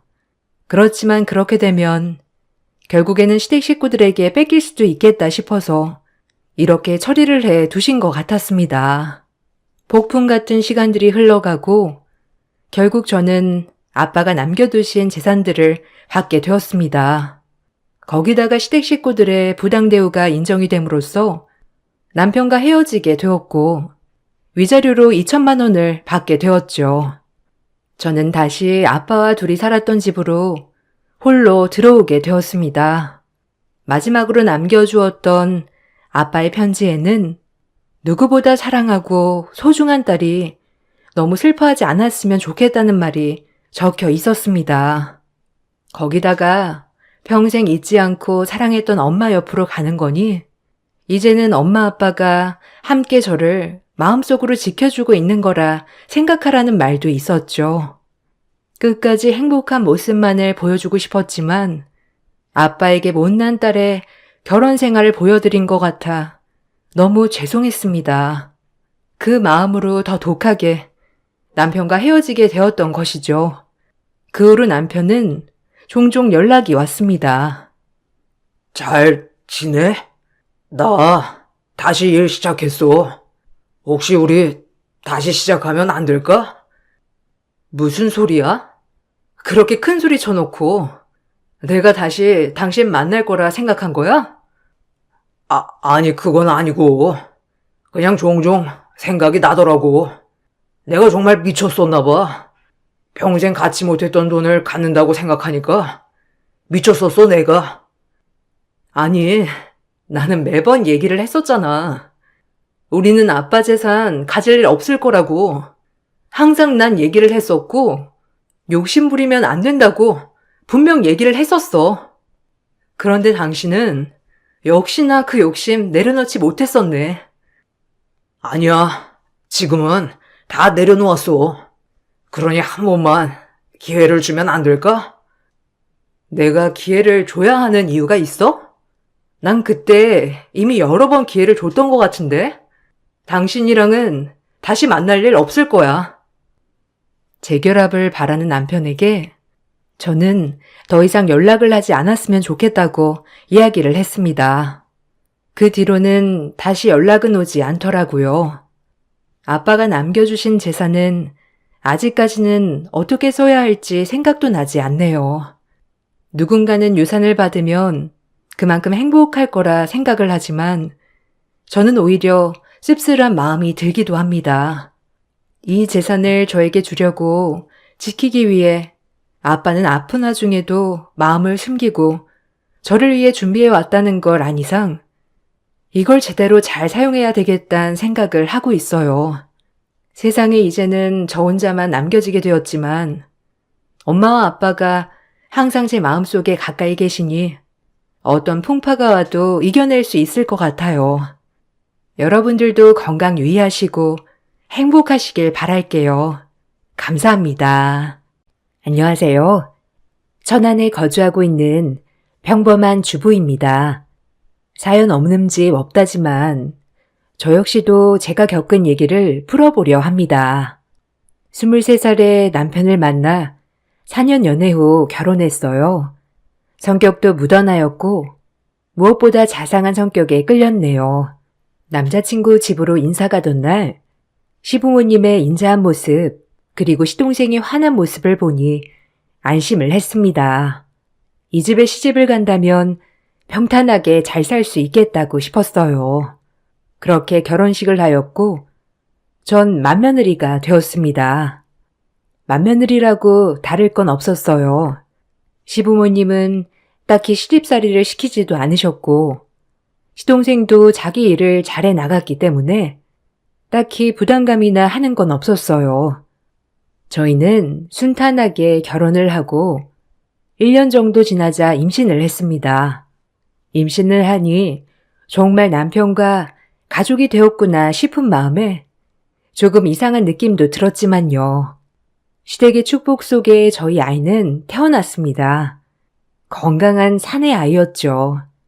집안의 대를 이을 사내 아이가 태어나자 시부모님은 더욱더 좋아하셨어요. 그리고 경사에 경사가 겹친 채 시동생은 결혼을 하겠다며 애인을 데리고 왔죠. 참 참한 신부감이었습니다. 저와는 다른 느낌의 여인이었어요. 시부모님이 저에게 주었던 사랑만큼 동서에게도 많은 사랑을 주셨습니다. 처음 뵙겠습니다. 임혜령이라고 해요. 완수 씨한테 말씀 많이 들었어요. 형수님 칭찬을 그렇게 많이 하던데요? 에이, 칭찬이랄 게 있나요? 워낙 도련님이 무던하시니까 뭐든 좋게 보시는 거죠 뭐. 환영해요. 우리 잘 지내봐요. 처음엔 동서도 제가 보기엔 무던한 사람이어서 좋은 가족이 될 수 있겠다 느꼈죠. 그렇게 행복하게 새 식구를 맞이했어요. 문제는 그 다음부터였습니다. 시동생은 결혼을 하자마자 분가를 하였고 저는 결혼을 하고 한참을 시부모님을 모시고 살았어요. 장남이라 그런 것도 있었고, 저도 일을 했기 때문에 아이를 맡아줄 사람이 필요했거든요. 동서는 처음 보는 거와는 다르게 꽤 깐깐한 느낌이었어요. 가끔 김장을 하러 올 때도 약간 공주가 같은 느낌이랄까요? 저희 집은 김장을 아들들까지 다 같이 하거든요. 그런 것조차 이해를 못 하더라고요. 물론 요즘은 김장을 며느리가 누가 하냐라는 추세지만 아버님과 남편 그리고 시동생도 같이 하는 김장도 동서는 참여하기 싫어했습니다. 본인은 안 먹고 안 한다였죠. 여기 부분에서는 이해를 했습니다. 그런데 매번 명절이나 가족 모임 때 오지 않거나 음식을 할 때는 한 발짝 뒤로 빠져 있거나 했죠. 시어머니는 원체가 나무라지 않으시는 분이어서 저 역시도 말을 할 수 없었어요. 이것이 반복되자 저도 불만이 쌓여갔습니다. 왜 저럴까라는 생각도 많이 들었고, 이러면 안 되지. 왜 맨날 나만 해? 라는 생각에 사로잡혀 저를 괴롭혔거든요. 그래도 가정의 평화를 위해서 참고 지나갔어요. 그렇게 시간은 흘렀죠. 저희 아들이 3살 되는 무렵 은근슬쩍 동서가 고민거리를 꺼내 비추더라고요. 처음으로 저에게 곁을 내주는 것 같아 기분은 좋았네요. 은근슬쩍 동서가 꺼낸 고민거리는 다름 아닌 아이가 안 생긴다는 거였어요. 마음이 안 좋았죠. 이제 저희도 결혼한 지 3년 정도 되었는데 아이가 안 생기네요. 어찌할지 만수 씨랑 검사는 다 받아봤는데 둘 다 이상 없다고 해서요. 어머님이 한약도 지어주시고 친정엄마가 좋다는 건 다 해주시는데 뭐가 문제인지 요즘 너무 스트레스예요. 아휴, 그러겠다 동서. 내 친구도 결혼 8년 만에 아들 낳았거든. 이게 위로가 될지 모르겠지만 조금만 더 힘내봐. 둘 다 아무 문제는 없다고 하니까 기다리면 오지 않을까? 아버님, 어머님도 그렇게 임신에 스트레스 주시는 분들도 아니고. 그래서 일을 그만둘까 봐요. 온전히 임신에 집중하고 싶은데 일 다니면서 하기도 쉽지 않고 이래저래 고민이 돼요. 서방님이랑 의논해서 괜찮으면 조금 몸을 쉬는 것도 나쁘지 않지. 동서 많이 힘들었겠다. 나한테 고민 상담해줘서 고마워. 에이, 뭘요? 저도 여자 형제도 없고 이런 거 말할 사람이 누가 있겠어요. 형님한테나 말하지. 좋은 소식 있으면 말씀드릴게요. 그렇게 시동생 부부의 난임 고민 얘기를 듣고 저 역시도 마음이 많이 안 좋았어요. 한편으론 내가 무슨 힘이 될 수 없을까 생각도 하면서요. 동서의 그런 고민을 듣고 나니 동서가 집에 올 때 제 아들과 저의 모습을 보는 게 조금 힘들었겠다 싶기도 했어요. 그래서 그동안 명절이나 그럴 때 오지 않았을 수도 있겠구나 싶었고요. 조금은 동서의 마음을 이해하게 되는 순간이었네요. 그리고 얼마 후 집에 시동생 부부가 찾아왔어요. 부모님께 중대하게 드릴 말씀이 있다고 말이죠. 이렇게 비장하게 얘기한 적은 없었기에 저 역시도 너무 궁금했어요. 혹시 임신했다는 거 아닐까라는 생각도 들고 별의별 생각이 다 들었죠. 그렇게 가족이 다 모여 앉았는데 동서와 서방님 입에서 나온 말이 조금은 놀라웠습니다. 특히 동서가 그렇게 생각한다고 해서 더욱더 놀라웠네요. 엄마, 아버지, 저희 입양할까 봐요. 이 사람이랑 저 문제도 없다고 하는데 임신도 안 되고 아이는 갖고 싶고 요즘엔 입양도 많이 하는 추세기도 하고요. 차라리 불쌍한 아기 입양해서 내 자식처럼 키우면 낳은 정보다 키운 정이 더 대단하다는데 저랑 와이프는 충분히 상의는 끝냈고요. 아버지랑 엄마한테도 얘기해야 할 것 같아서 말씀드려요. 어떠세요? 두 분 생각은? 아휴, 내가 뭐 이래라 저래라 할 수 있냐? 너네 뜻이 그렇다면 그런 거지. 그래, 입양 참 좋은 일이기도 하지. 근데 꼭 입양을 해야겠냐? 아직 젊으니까 조금만 더 기다려보지. 그럼 생길 수도 있는데 너무 섣부른 거 아니야? 오랜 고민 끝에 내린 결정이에요, 어머니. 아이는 너무 갖고 싶은데, 그럼 입양하는 방법도 있고, 제이처럼 키운다면 아마 키운 정이 더 크다고 하니까 제 자식처럼 되지 않을까요? 나이는 먹어가는데 언제까지 기다릴 수도 없고, 병원에선 문제 없다고만 하고, 애 키우는 게 보통 일이 아니다. 아주 어려운 일이야. 내 자식도 꼴 보기 싫을 때가 많은데 남의 자식은 오죽하겠냐? 반대를 하는 건 아니다만 이런 것까지 다 각오하고 정말 친자식처럼 키울 수 있으면 입양해라. 혹시라도 차별하거나 할 생각 말고. 에이, 절대 안 그래요, 아버님. 꼭 제 자식처럼 키울 거예요. 이미 이랑 보육원에 가보기도 했거든요. 정말 눈이 가더라고요. 그래, 너의 생각이 그렇다면 그렇게 해야지. 우리는 걱정 말아라. 좋은 일 한다는데 말릴 수도 없고 굳게 마음 먹어라. 감사해요, 아버님, 어머님. 허락해 주실 줄 알았어요. 형님이랑 아주버님도 동의하시죠? 온 가족한테 축복받는 느낌으로 아이 데려오고 싶어요. 그래야 그 아이도 행복할 것 같고요. 수연이도 조금 더 크기 전에 동생 맞이하는 게 좋잖아요. 어머, 동서, 정말 대단하다. 다시 봤어. 진짜 좋은 일 하는 거야. 그게 참 말처럼 쉬운 게 아닌데 너무 대단해 정말. 우리야 뭐 동서랑 서방님이 원한다면 당연히 오케이지. 수연이도 동생 생긴다고 하면 좋아할 거고.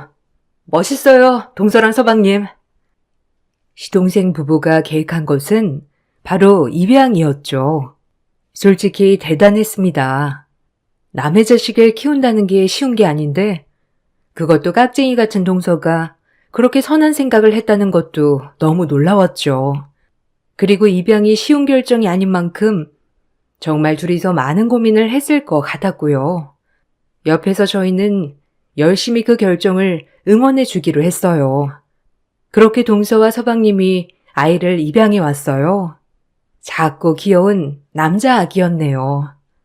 동서도 아이가 생기니 깐깐함이 섬세함으로 바뀌었고 조금 더 저희 집 행사에 적극적으로 참여하게 되었죠. 그리고 저희 식구 그 누구도 새로 생긴 아이가 입양하라고 생각할 수 없을 만큼 사랑해줬네요.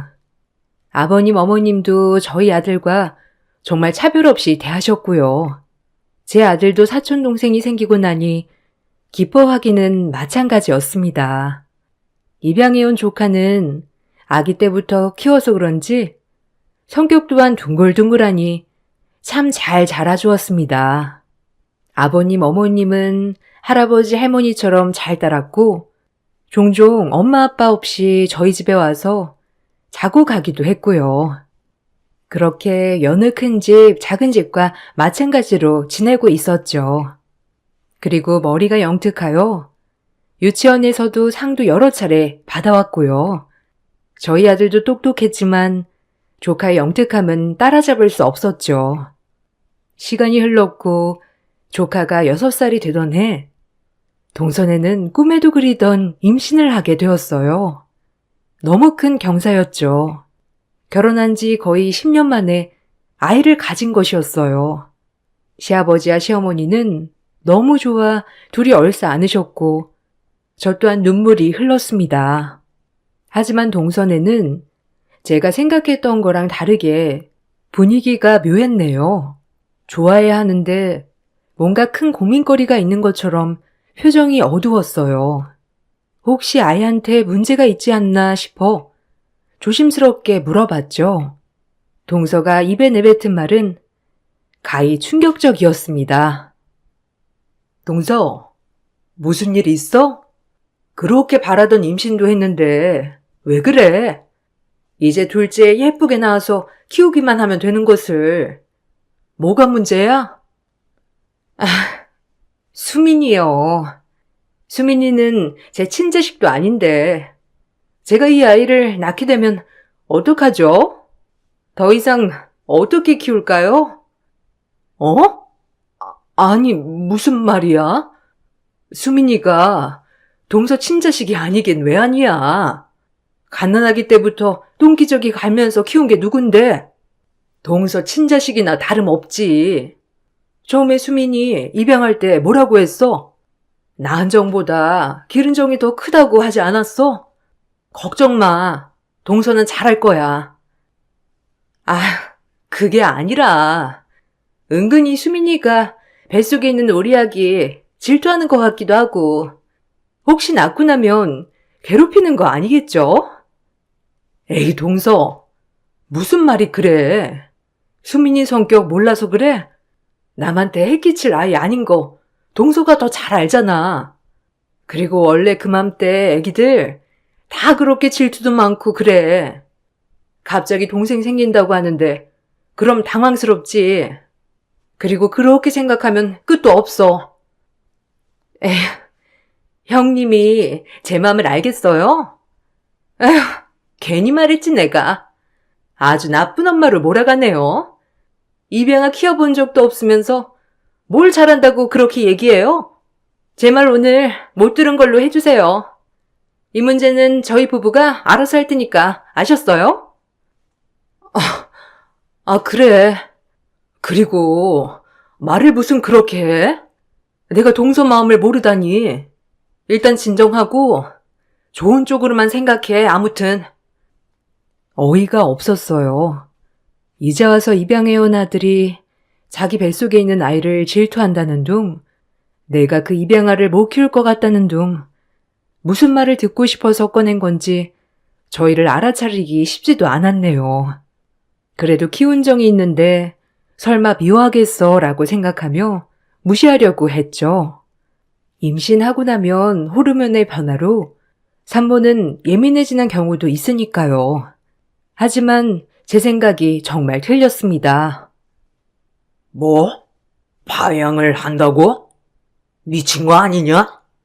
내가 그렇게 말하지 않았냐? 친자식처럼 키우라고? 이 병이 장난이야? 죄송해요, 아버님. 저 10년 만에 가진 우리 아기한테 정말 잘해주고 싶어요. 뭐든 최고로 키우고 싶고 뭐든 다 해주고 싶어요. 그러니까 허락해주세요. 원래도 없던 아이, 그냥 없던 사람처럼 치면 되잖아요. 안 그래요? 네?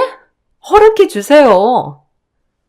아이고, 진짜 내가 오래 살다 보니 별 얘기를 다 듣는다. 어미 10년 만에 어렵게 애 가진 거 다 안다. 그래도 이게 다 수민이 네가 잘 키워서 너 아기도 가진 거 같지 않냐? 근데 이제 와서 수민이를 파양을 한다니 이게 말이 되는 소리니? 그럼 저 불쌍한 애는 어디 가서 살아? 다시 그 고아원에 가야 된단 말이냐? 어찌 이렇게 모질어? 뱃속에 아기도 품고 있는 것이 수민이가 불쌍하지도 않냐? 죄송해요. 저도 마음 아파요. 그래도 뱃속에 있는 우리 아기한테만 최선을 다하고 싶어요. 어차피 태어나면 더 이상 수민이가 제 자식 같지도 않을 것 같고 그러면 애만 더 상처받아요. 그냥 저희 결정 따라주세요. 그리고 어차피 고아인데 지금까지 이렇게 산 것만 해도 감지덕지죠 뭐. 안 그런가요? 전 그렇게 생각해요, 어머니. 그러니까 아기 태어나기 전에 파양하겠습니다. 시부모님은 충격을 받으셨고 저와 제 남편도 충격 그 자체였습니다. 서방님도 원래 그랬던 것이었지만 정말 피도 눈물도 없더군요. 아무리 깍쟁이 같은 동서라지만 그렇게 생명을 입양했다가 파양하는 모습을 보니 치가 떨렸죠. 그리고 정말 저 사람은 못된 사람이구나라고 바로 생각이 들었어요. 본인들이 그렇게 파양하겠다고 하니 시부모님도 어찌하지 못하셨고요. 그렇게 파양 절차를 밟나 싶었어요. 신경 쓰고 싶지 않았고 상종하고 싶지도 않았지만 도저히 가만히 있을 수가 없었습니다. 어머님, 동서 이대로 파양하게 두실 거예요? 수민이 저렇게 천진하고 어린 것을 어떻게 밖으로 내몰아요? 사람 할 짓이에요? 아유, 그럼 어쩌냐. 그렇게 말려도 본인들이 파양하겠다는데, 아유, 어찌 저럴 꼬원. 인간미라곤 일도 없는 것들 같으니라고. 평생을 저희 집 가족인 줄 알고 살았던 수민이 생각해 보세요. 트라우마가 남아서 어떻게 살아갈지 전 이건 정말 아닌 것 같아요. 남편도 저와 같은 생각이었고요. 아무것도 모르고 본인 엄마라고 생각하는 조카가 너무 불쌍했네요. 그리고 남편과 긴 회의를 했죠. 이대로 둘 거야, 자기?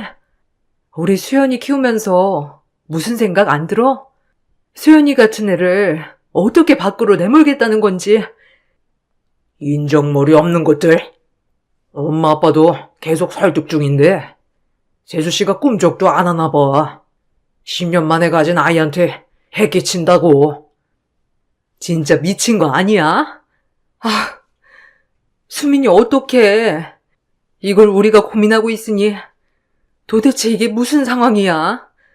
생각을 해봤는데 동서가 그렇게 파양하겠다고 하면 그냥 우리가 데리고 와서 키울까? 수민이 우리 잘 따르기도 하고 수연이랑 잘 지내기도 하잖아. 우리가 둘째 계획이 있는 것도 아니고 수민이를 둘째처럼 키우면 되지. 어떻게 생각해? 난 당신만 좋다면 괜찮은데. 남편은 그런 저를 끌어안고 펑펑 울었습니다. 고맙다고 말이죠. 저도 그런 남편의 눈물에 눈물이 났네요. 그렇게 저희는 결심을 하고 다음날 시부모님께 말씀을 드렸어요. 시부모님도 차라리 그게 잘 되었다며 좋아하셨어요. 동서네와 껄끄럽겠지만 제가 할 수 있는 최선이었네요. 그렇게 둘째 수민이를 저희 집에 데리고 왔습니다. 그리고 시부모님은 너희끼리 편하게 나가 살라며 집도 해주셨어요. 아무래도 동서네가 들락날락 하는데 수민이도 그렇고 저 역시도 불편할 테니까 시아버님의 배려였어요. 동서는 이 문제에 관해서도 길길이 날뛰었죠. 정말 마음 같아선 머리통을 있는 힘껏 치고 싶었지만 지성인으로서 참았네요. 어머님, 아니 어떻게 형님네만 집을 해주실 수 있어요? 수민이 7년 동안 키운 건 저희 부부인데 그렇게 차별하고 싶으세요? 뭐야? 자별이라고 했냐? 여태껏 10년 동안 시집살이 한 것도 모자라서 네가 버린 아들 걷어서 키우겠다는 착한 며느리다. 어찌 그리 셈이 많고 못됐냐? 에이구, 뱃속의 애가 누구 닮았을까 겁난다. 어쩜 그렇게 생각이 없어, 생각이. 네 형님네한테 잘해라. 형님이 입이 있으면 말 좀 해보세요. 어머님이 집 해주시는 거 알고 수민이 데려가신다는 거죠? 형님 속을 누가 모를 줄 알아요? 모든 사람들을 자기처럼 생각한다는 게 기가 막혔죠. 뱃속에 태아를 품고 어찌 저런 생각을 갖고 사는지 정말 안타까웠어요. 동서, 나 이제 동서랑은 별로 말 섞고 싶지 않거든? 그러니까 왈가왈부 하지 마. 어쩜 사람이 그리 뻔뻔해? 아니, 제가 뭘요? 불쌍한 애 걷어다가 7년 먹이고 입혔으면 됐지. 그럼 어쩌라는 거예요? 형님의 그 착한 척 질리네요. 시어머니만 아니었음 그 자리에서 머리털을 다 뽑아놨을 겁니다. 어이가 없어서 말이 안 나왔죠. 어쩜 그리 못됐는지. 전 상종하지 않고 그대로 자리에 일어났어요. 동서는 파양 절차를 밟았습니다. 결국 수민이는 파양을 당했고 저희 집으로 오게 되었어요. 그 어린 것이 동선의 부부가 파양을 결정하고 나서 얼마나 눈치를 줬는지 많이 기죽어 있더라고요. 마음이 아팠어요. 큰엄마, 나 그럼 이제 큰엄마네서 수연이 형이랑 같이 사는 거예요? 아예 평생요? 그럼 이제 우리 엄마랑 뱃속에 있는 동생은요? 아, 응, 수민이, 엄마는 동생 태어나면 동생이 너무 아가여서 동생을 돌봐야 하거든. 그래서 수민이는 이제 편하게 형이랑 사는 거야. 그럼 저는 우리 엄마랑 아빠는 이제 못 보는 거예요? 엄마가 이제 원래 살던 대로 가는 거라고 했는데? 원래 살던 데가 큰엄마네 집인데? 그래서 큰엄마네 집으로 가는 거야. 이제 큰엄마랑 큰아빠가 수민이 엄마 아빠야. 알겠지? 뭐라고 말해야 할지 참 슬픈 눈을 하고 저에게 묻는 조카를 보니 얼버무리고 말았네요. 어느 정도 크면 알려줘야겠다도 생각했고요. 그렇게 동선에는 아이를 낳았어요. 딸이었습니다. 진짜 자식이 생겼으니 그 마음 좀 알려나 싶었지만 연락을 더 이상 하지 않았기에 모른 척했어요. 그리고 전 수연이와 수민이를 잘 키워나갔습니다. 수민이는 저희 아들을 진짜 형처럼 잘 따라주었고 수연이도 그런 수민이를 잘 챙겼죠. 종종 수민이가 저희들의 눈치를 볼 때가 있었는데 그곳은 형 물건을 가지고 놀고 싶을 때 마음껏 가지고 놀지 않고 항상 저희에게 조심히 와서 형 거 만져도 돼요? 라고 물어봤어요. 이 말들이 얼마나 마음이 아프던지. 수민아, 형 거는 이제 다 수민이 거야. 그러니까 형이랑 의논해서 같이 가지고 놀아도 돼. 알겠지? 엄마 아빠한테 물어보지 말고. 그래도 엄마는 물건 함부로 만지지 말라고 했거든요. 집에서도 아무거나 만지지 말라고 해서 혹시 혼날까 봐요.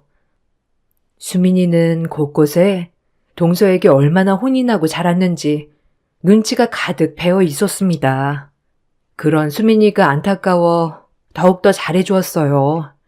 그렇게 내 자식이다 생각하고 키운 지 어느덧 1년.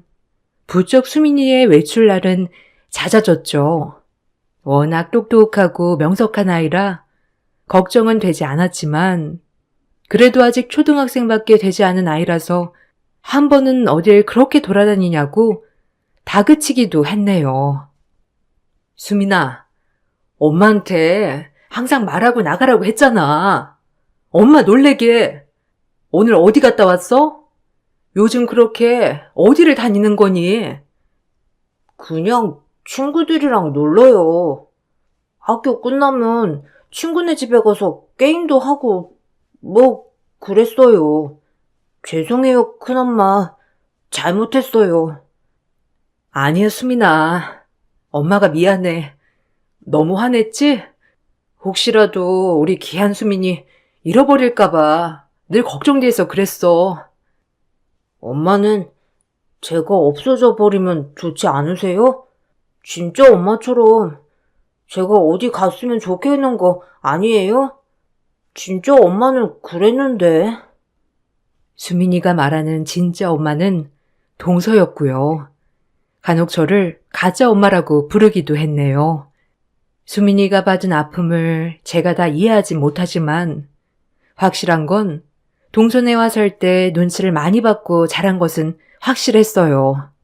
어린 수민이한테 얼마나 눈치와 혼을 냈는지. 그렇게 수민이는 간혹 트라우마가 나오긴 했지만 저희 집에 와서 안정을 많이 찾았죠. 엄마를 놀래키며 늦게 들어오고 저희 몰래 외출이 잦았지만 그거 외엔 참으로 착한 아들이 되어주었어요. 그 후 수민이가 10살이 되던 후 저에게 보여줄 것이 있다더군요. 큰엄마, 때가 됐어요. 엄마랑 아빠한테 보여줄 게 있어요. 저랑 같이 차 타고 가주세요. 꼭 보여드리고 싶어요. 그렇게 수민이를 따라 한참 도시 외곽으로 나갔습니다. 그쪽엔 중후한 신사분이 앉아 계셨고 저희를 보자 정중하게 인사를 건넸죠. 아유, 안녕하십니까? 놀라시진 않으셨는지요? 저희 손자한테 얘기 많이 들었습니다. 저희 손자를 극제인이 보살펴 주었더군요. 네? 아니, 그게 무슨 말이에요? 손자라뇨? 수민아, 이게 무슨 소리니? 손자라면 수민이 할아버지라는 거예요? 아니, 어떻게 그게 가능하죠? 저희 자식네가 죽고 손자는 당연히 보육원에 맡겨줬어요. 그때는 자식네와 연을 끊고 살 때라 저희 애들한테 애가 있다고 상상도 못했죠. 우연히 죽은 자식의 친구들이 말해주더군요. 한참 지나서야 자꾸 찾았습니다. 사진 한 장만 들고. 그리고 찾을 수 있었죠. 또한 저와 친자 검사까지 다 끝냈고요. 요 근래 계속 밖에서만 만났네요. 그 좀 양해 부탁드립니다. 아니, 어떻게 이런 일이... 정말 수민이 친할아버지 맞나요? 수민이 그럼 너 그동안 할아버지 만나느라 늦게 들어온 거였어? 네, 맞아요. 큰엄마한테 말씀드리면 너무 놀라실 것 같아서 천천히 말씀드리려고 했어요. 저희 할아버지래요. 순간 어안이 벙벙하기도 하면서 그럼 이제 어찌해야 하는 거지? 라는 생각도 들고 아들이라고 생각하고 살려고 했는데 수민이를 보내야 하는 건가? 라는 생각도 들고 그럴 수 없다는 생각 등등 만감이 교체했네요. 어떤 반응을 보일지도 몰랐죠. 그동안 우리 손주가 큰엄마 큰아빠가 아니었으면 자기는 고아가 됐을 거라고 항상 큰엄마 큰아빠 얘기만 하더라고요. 참 궁금했는데 이렇게 뵙다니 너무 반갑네요. 그리고 우리 손주 걷어주셔서 너무 감사합니다. 무슨 말을 해야 할지. 아니요. 반가워해야 할지. 제가 부족할 순 있겠지만 수민이를 정말 친아들처럼 생각하고 키웠어요. 몇 년 안 됐지만요. 근데 갑자기 친할아버지라니 제가 뭐라고 말씀을 드려야 할지. 한편으로 우리 수민이를 사랑해 줄 수 있는 어른이 한 명 더 생긴 것 같아 기분이 좋으면서도 그럼 제가 어떤 행동을 취해야 하는지 잘 모르겠네요. 너무 혼란스러워서 말이죠.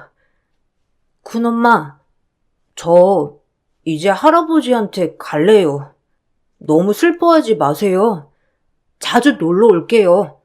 큰엄마가 친엄마처럼 잘해주셨지만 할아버지는 제가 없으면 아예 혼자가 되시거든요. 큰엄마랑 큰아빠 그리고 수연이 형 절대 잊지 않을 거예요. 수민이의 한마디에 눈물이 와락 쏟아졌습니다. 작고 어린 것이 얼마나 마음고생을 했으면 저런 말을 할 수 있을까요?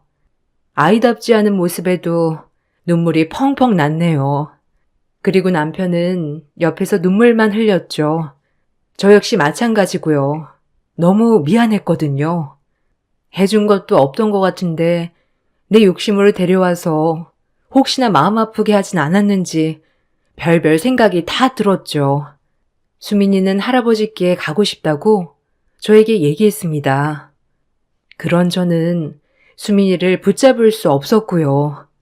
그리고 수민이의 할아버지는 또 담담하게 말을 꺼내셨어요. 수민이를 제가 데려가더라도 수민이가 언제든 보고 싶다고 하면 보게 해줄 겁니다. 이렇게 똑똑하게 키워주셨으니까요. 그리고 너무 고맙다는 마음으로 선물을 하나 드리고 싶은데 여기 부동산 매매 증서입니다. 작지만 받아주세요. 수민이 할아버지가 내민 것은 작은 건물 계약서였습니다. 저희에게 그동안의 감사 표시로 건물을 주신 거였죠. 저희는 절대 받지 않겠다고 했지만 수민이 또한 이건 큰엄마네 거라며 한사코 받으라고 하더군요. 매매 증서를 받고 돌아오는 길 자식을 팔아먹은 것 같은 기분에 눈물이 흘렀어요. 그리고 마지막에 수민이의 말 한마디가 제 마음을 울렸죠. 그동안 진짜 엄마네서 산 것보다 형아랑 큰엄마랑 같이 산 게 훨씬 더 행복했어요. 고마워요, 엄마. 자주 찾아올게요. 그렇게 수민이와 할아버지는 돌아가고 남편과 저는 오랜만에 시댁에 들렸습니다. 지금까지 있었던 일들을 시부모님께 말씀드렸죠. 시부모님도 많이 우셨고 저보고 애썼다며 기특하다며 저를 꼭 안아주셨어요. 아쉬운 건 사실이지만 친할아버지와 함께 간 수민이의 행복을 빌어주자며 저를 달래주셨습니다. 그리고 집에 돌아와 수민이의 흔적들을 보는데도 눈물이 났죠. 그러던 중 현관에 인기척이 들려 밖에 나가보니 동선애가 와 있는 게 아니겠어요? 가뜩이나 슬픈데 동서 얼굴을 보고 있자니 짜증이 확 올라오더군요. 형님, 다 들었어요. 어머님한테. 수민이 보냈다면서요? 아니, 형님도 그럴 거면서 왜 착한 척 하셨대요? 어이가 없어서. 뭐? 동서랑 나랑 똑같다는 거야? 지금 나한테 진짜 얻어맞고 싶지 않으면 얼른 돌아가. 나 지금 제정신 아니니까. 됐고요. 다 들었어요. 수민이네 할아버지가 건물 줬다면서요? 그게 왜 형님네 거예요?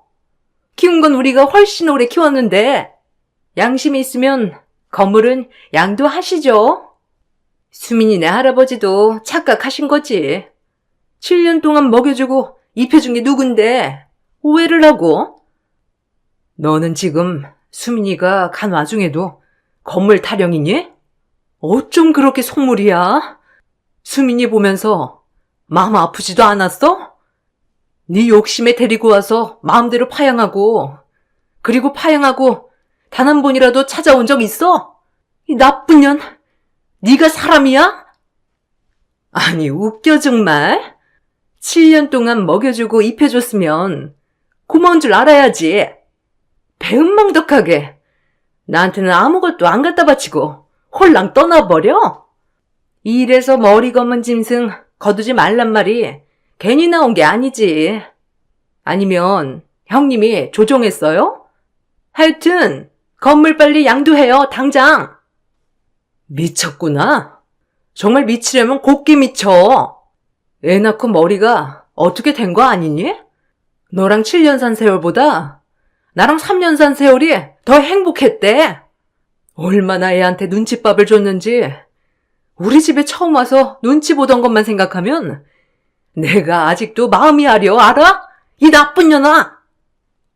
전 그 얘기를 끝으로 집에 있는 소쿠리를 들고 나와 동서 머리통과 몸통을 사정없이 내리쳤네요. 동서는 당황했는지 얻어맞으면서 도망가더라고요. 제 이런 모습을 처음 보거든요. 저도 화나면 물불 안 가린다고 보여주는 계기가 되었네요. 동서는 다시 온다는 말도 잊지 않고 주랭랑을 쳤습니다. 동서의 그런 모습을 보시고 시부모님은 가뜩이나 안 좋게 보는 동서에게 이런 면까지 보이니 시동생 보고 인연을 끊자고 하셨어요. 다신 보고 싶지 않다고 말이죠. 동서는 그럼에도 건물에 집착을 못 버렸는지 아직까지도 좀 떼어달라고 문자도 오고 전화도 오고 난리를 치네요. 소송도 걸겠다고 하지만 사실상 제가 건물을 뺏은 게 아니라 직접 양도받은 것이기 때문에 뺏는 게 쉽지 않았고요. 이 일이 있는지 오늘이 꼭 10년째 되는 날이네요. 시간도 많이 흘렀고 아직도 아픈 손가락 하면 수민이가 생각나네요. 수민이와는 지금까지도 연락을 이어나가고 있습니다. 간간히 집에 들러 꼭 엄마 저 엄마 밥 먹고 싶어요 라고 들어오면 유학 보낸 아들 맞이하는 느낌이기도 하죠. 그때는 하늘이 무너지는 것 같았지만 이렇게 왕래도 하고 자주 만나고 하니 슬픔은 많이 사라졌네요. 이제 성인이 된 수민이를 보면 항상 가슴이 아리면서도 고마운 마음, 그리고 여러 가지 복합적인 감정이 듭니다. 그래도 지금은 행복하게 본인의 길을 걷고 있는 모습을 보면 뿌듯하기도 하고요. 어려서부터 워낙 영특한 녀석이었기 때문에 지금도 잘 헤쳐나가고 있을 거라 믿고 있네요. 건선징악이라고 하죠. 동선회와는 연을 끊었지만 간간히 들리는 소식에는 아직까지도 제 이야기를 주변에 하고 다닌다고 하더라고요. 저는 졸지에 그 주변 사람에게 건물 뺏은 사람이 되어 있네요. 그래도 기분 나쁘진 않아요. 속물근성 동성에게 가장 배 아픈 일일 테니까요. 시동생은 간간히 제 남편에게 연락하여 돈도 꺼보고 하지만 제 남편도 일절 상대하지 않습니다. 그 정도로 시동생네 부부는 완전 저희 집에서 백척된 사람들이 되었죠. 시간이 이렇게 지나서 옛 이야기를 써보니 다시 한번 가슴이 아려오네요. 혹시라도 내가 수민이와 살면서 조금이라도 섭섭하게 한 것이 있을까봐 하는 마음도 다시 한번 들기도 하고요. 그래도 지금은 수민이가 가장 행복하게 살고 있다고 생각하니 마음이 편안하네요. 지금은 같이 있진 않지만 전 어딜 가도 아들이 둘이라고 말하고 다닌답니다. 글을 쓰다 보니 제 둘째 아들이 무척 보고 싶어지는 날이네요. 글을 마치고 전화 한번 해봐야겠습니다. 제 긴 글 읽어주셔서 너무 감사합니다.